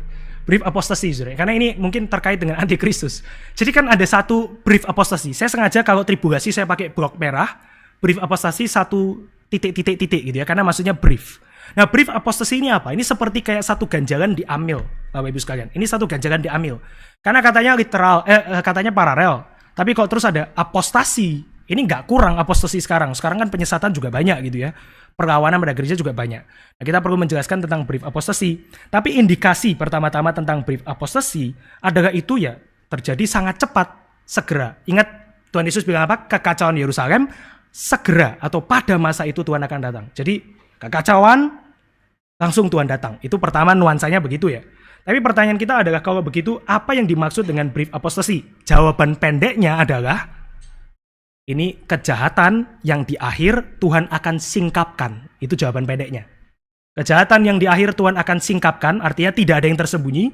Dan ketika kejahatan itu disingkapkan, apa yang terjadi? Ya Tuhan hakimi. Jadi ini jawaban singkatnya ya. Nah, terkait dengan bagian ini, saudara bisa lihat terkait antikristus adalah nuansa man of lawlessness misalnya. Ini adalah dari 2 Tesalonika ya. Yang pertama kita belum munculkan antikristus karena antikristus itu cuma muncul di Yohanes, nggak muncul di bagian lain. 2 Tesalonika itu membicarakan tentang pendurhaka. Dia punya spirit rebellion atau lawlessness ya, durhaka bahasa Indonesia. Dan dia digambarkan sebagai sesuatu yang sekarang itu mau muncul tapi ditahan. Sekarang ini maksudnya Paulus ya, pada masa Paulus. Dia itu belum muncul, akhir zaman itu belum datang karena masih ada yang menahan the man of lawlessness. Saudara bisa lihat, dia misalnya punya ciri khas merusak ibadah, meninggikan dirinya sendiri. 2 Tesalonika mencatat dia itu belum dinyatakan tapi di akhir. Tapi ingat yang dikatakan di ayat 8. Ketika man of lawlessness itu muncul, at that moment, sebentar saja dia dilenyapkan. Very konsisten dengan brief apostasy kan. Muncul, dilenyapkan. Jadi probably kita itu berpikir antikristus itu sekarang sedang hidden somewhere di Europe mungkin ya, tampil sebagai seorang bule yang baik hati, tapi sebenarnya dia sedang merencanakan skema-skema penghancuran dunia. That's actually very wrong. Man of lawlessness di dalam 2 Tesalonika itu adalah cara Paulus kasih tahu jemaat Tesalonika, kamu jangan kira Tuhan itu segera datangnya cepat nanti, karena belum dinyatakan itu man of lawlessness. Siapa man of lawlessness? Paulus gak tertarik. Tapi kalau dia muncul, Tuhan beresin. Apostasi yang sebentar muncul dan pada masa itu Tuhan datang dengan segera. Ini makanya Paulus memberitahukan ya kepada jemaat di Tesalonika, kamu harus hati-hati. Sekarang kamu sudah lihat the spirit of rebellion, tapi belum final. Sekarang ada pencobaan, tapi yang final puncak belum datang. Dan maka saya menerjemahkan 2 Tesalonika ini, man of lawlessness, sebagai ini ya, kejahatan di akhir yang kelak dihukum Tuhan. Part of brief apostasy. Nah, bagaimana dengan antikristus? Sekali lagi antikristus, mungkin Yohanes dan Paulus itu gak totally berpikir serupa, tapi karena antikristus itu cuma muncul di komunitas Yohanes. Kita akan lihat misalnya ya, Yohanes itu mengasumsikan bahwa pembacanya itu sebenarnya sudah tahu siapa antikristus. Ini memang kalau Bapak Ibu baca 1 Yohanes 2, itu ada yang antikristusnya tunggal, ada yang plural. Mirip sama Paulus kan, man of lawlessness itu ada spirit of lawlessness, dan ada spirit dan ada yang akan dinyatakan kelak. Jadi seperti ada satu orang dan ada banyak orang gitu ya. Yang banyak orang sudah dilihat, tapi itu proto antikristus. Tapi antikristus finalnya belum datang. Ada nggak orang reform percaya ini? Banyak. Dan it's okay gitu ya, karena memang ada ruang untuk itu. Kalau saudara mau meyakini akan ada yang tunggal, ya it's okay. Tapi saudara tetap harus konsisten bahwa ketika yang tunggal dinyatakan, Tuhan beresin. Jadi ada tunggal, nggak terlalu ngaruh ya. Karena dia muncul dan dia diberesin sama Tuhan. Itu poinnya ya. Tapi saudara bisa lihat bahwa bukan hanya orangnya, antikristusnya yang ditekankan Yohanes, tapi the spiritnya yang lebih bahaya. Sudah muncul di mana? Sejak masa Yohanes. Dan barangkali Yohanes itu gak membayangkan seorang yang main wudu di kamar kos gitu ya. Atau main pentagram, lilin dan garam dan ular. Enggak lah, Yohanes itu mungkin membayangkan orang-orang sesat di dalam gereja. Yang memecah gereja, yang memberikan ajaran palsu dan seterusnya, itu yang mungkin dibayangkan oleh Yohanes di Antichrist. Nah, kalau Rasul Paulus menyebutnya the mystery of lawlessness itu sedang dan telah bekerja di tengah dunia ini, maka Yohanes pakai bahasa yang lain. The spirit-nya itu mungkin menguasai kamu di dalam gereja. Itu 1 Yohanes ya. That's Antichrist. Nah, Rasul Paulus kan tadi menyebutnya mystery of lawlessness, tapi Antikristus itu gak terlalu jelas, tapi dia akan muncul dan kemudian diberesin. Nah, nampaknya kita nggak deal dengan satu individu ya. Itu selalu nuansa yang dipertahankan baik Yohanes maupun Paulus. Setiap kali orang mau fokus kepada individu, mereka kasih tahu, jangan fokus ke individu, mungkin kamu juga bagian dari spirit yang sama. Nah, di luar Johanin, saya kasih di sana ada perspektif Daniel. Karena Daniel 11, itu Daniel sedang kasih nubuat tentang raja-raja jahat. Antiochus Epiphanes, Raja Persia, dan seterusnya. Itu muncul. Daniel 11 itu panjang, dan salah satu bagiannya adalah bicara ini. But Daniel itu tahu bahwa yang dia saksikan, itu one among many yang dikuasai spirit yang nanti dimiliki oleh spirit Antichrist. Jadi ingat, dari perjanjian lama, gambaran ini selalu menyertai eskatologi. Akan ada orang-orang yang terus memusuhi, akan ada orang yang jahat, akan ada spirit yang jahat, dan selalu ada kayak semacam, ada nggak siapa lagi setelahnya, tapi nggak habis-habis, muncul terus. Dan gereja lakukan ini. Gereja pernah mengira Nero itu Antikristus, Paus itu Antikristus, jangan-jangan Prophet Muhammad itu Antikristus, jangan-jangan itu Hitler itu Antikristus, dan seterusnya. Terus direvisi. Orang ini jahat, oh ternyata muncul yang lebih jahat. Orang ini jahat, ternyata muncul yang lebih jahat, dan seterusnya. Maka gereja mulai tertahan untuk, oke, maybe kita nggak seharusnya membaca Antikristus itu pribadi atau sekelompok, tapi the spirit yang lebih penting. Karena mau pribadi, individu atau tidak, muncul diberesin oleh Tuhan. Itu mereka cukup konsisten di sini. Saudara bisa melihat ini kutipan Buffing, saya pertahankan bahasa Inggris ya. From this it is evident that in seeing the word Antichrist, we must not think exclusively of one person or a group of persons, say the heretics of the first centuries, the Roman Empire, Nero, the Jews, Muhammad, the Pope, Napoleon, and the like. Scripture clearly teach that the power of Antichrist has its own history, dan seterusnya. Jadi, I think Buffing is very wise ketika dia mengatakan kita harus stop lihat siapa Antikristus itu dan menuding.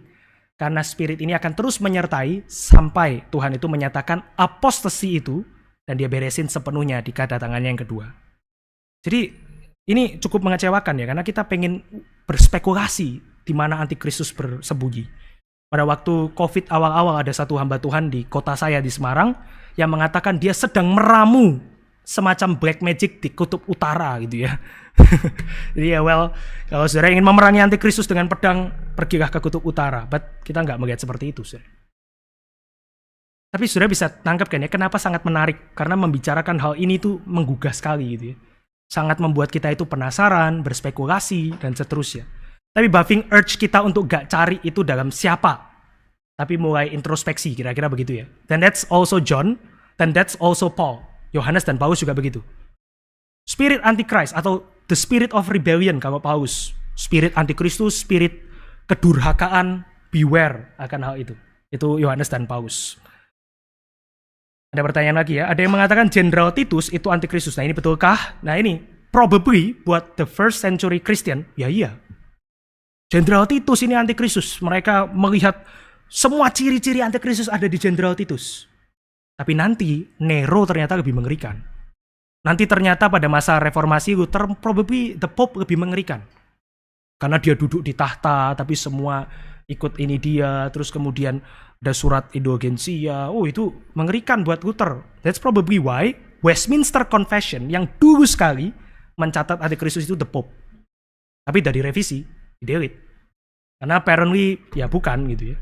Jadi kita harus hati-hati ketika kita melihat they could be the proto-antichrist. Mereka bisa saja adalah proto-antikristus, tapi kesimpulan yang lebih tepat adalah bisa saja kamu dan saya proto-antikristus. Itu yang seharusnya kita pelajari dari bagian ini. Saya kira pertanyaan semua sudah dijawab ya saudara ya. Apakah ada pertanyaan tambahan? Mungkin kita selesai di sini dan minggu depan kita akan lanjut. Saya mungkin akan bahas dari Daniel 9 dan kemudian kita akan move lebih jauh, atau kalau Daniel 9 tidak menjadi isu, kita akan langsung masuk ke kebangkitan tubuh dan surga neraka, eternal state. Apakah ada pertanyaan dari Bapak Ibu sekalian yang ada di ruangan ini? Oh ya, silakan. Ada mikrofon, Pak. Boleh tolong. Biar yang di Zoom bisa dengar ya. Ya, biar yang di Zoom bisa dengar, Pak. Biar yang di Zoom. Atau boleh deh, saya nanti baca.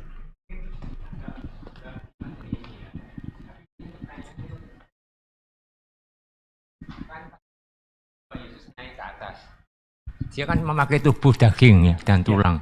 Ya. Padahal dikatakan di Alkitab kan di atas kan cuma dunia roh.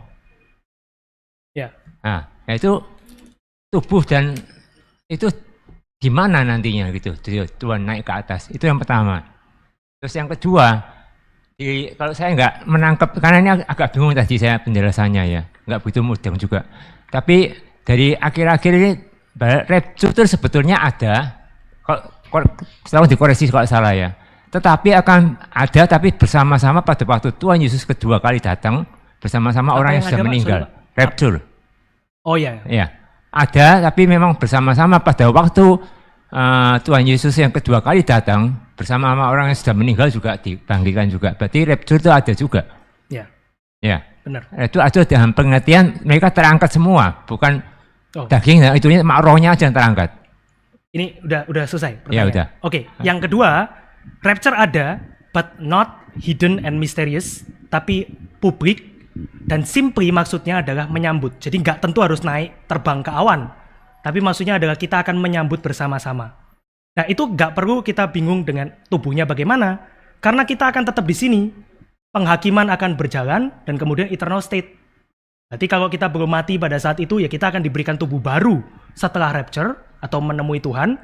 Dan kalau kita sudah meninggal, ya kita akan dibangkitkan dengan tubuh baru. Itu jawaban pertanyaan yang kedua. Kalau premil kan hilang begitu ya Pak ya. Nah yang pertama adalah tadi terkait dengan tubuh Tuhan Yesus. Kita akan bahas spesifiknya minggu depan, memang bicara tentang tubuh, tapi jawaban singkatnya adalah tubuh kebangkitan Kristus. Itu adalah tubuh yang nanti kita akan miliki. It's a new kind of body. Jadi nggak sama dengan tubuh di waktu dia sebelum meninggal.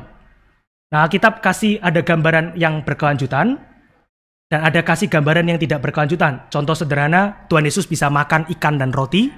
Tapi contoh yang nggak sederhana yang membingungkan adalah dia bisa muncul tiba-tiba. Jadi ada yang terus, ada yang nggak terus. But it's a new body. Nah itu yang nanti kita akan miliki bersama-sama. Jadi kesimpulan yang lain juga adalah tubuh Kristus sebelum dia mati. Ya, mirip dengan tubuh kita saat ini, bukan tubuh yang kebal. Saya pernah dengar satu hamba Tuhan khotbah ya. Tuhan Yesus itu waktu dipaku, seharusnya paku itu mental, tapi dia mengizinkan paku itu tembus. Itu salah ya. Pasti dia dipaku akan tembus. Itu seakan-akan Tuhan Yesus kalau kesandung batunya yang remuk. That's very wrong Christology. Tapi itu ada di orang-orang reform. Dan itu buat saya problem Kristologi yang besar. Ya kita akan cukup di sini untuk bicara tubuh dulu. Kita akan bicara lagi minggu depan. Tidak ada pertanyaan di Slido, dan saya berterima kasih tidak ada yang tanya Daniel 9 karena butuh 15 menit. Mungkin minggu depan. Kita akan tutup sampai di sini. Bolehkah saya minta kesediaan Ibu Dona menutup kita di dalam doa?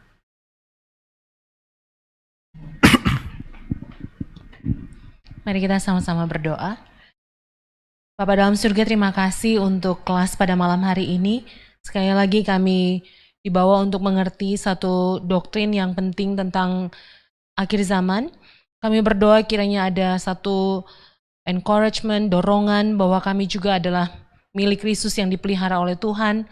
Dan kami berdoa kiranya Tuhan sendiri yang memberikan kepada kami juga keberanian untuk terus percaya kepada Tuhan akan apa yang Tuhan tuliskan di dalam Alkitab tentang akhir zaman itu. Kami berdoa untuk minggu depan, biar akhirnya kami juga boleh hadir bersama-sama dan belajar lagi lebih dalam. Terima kasih ya Tuhan, di dalam nama Tuhan Yesus kami berdoa. Amin.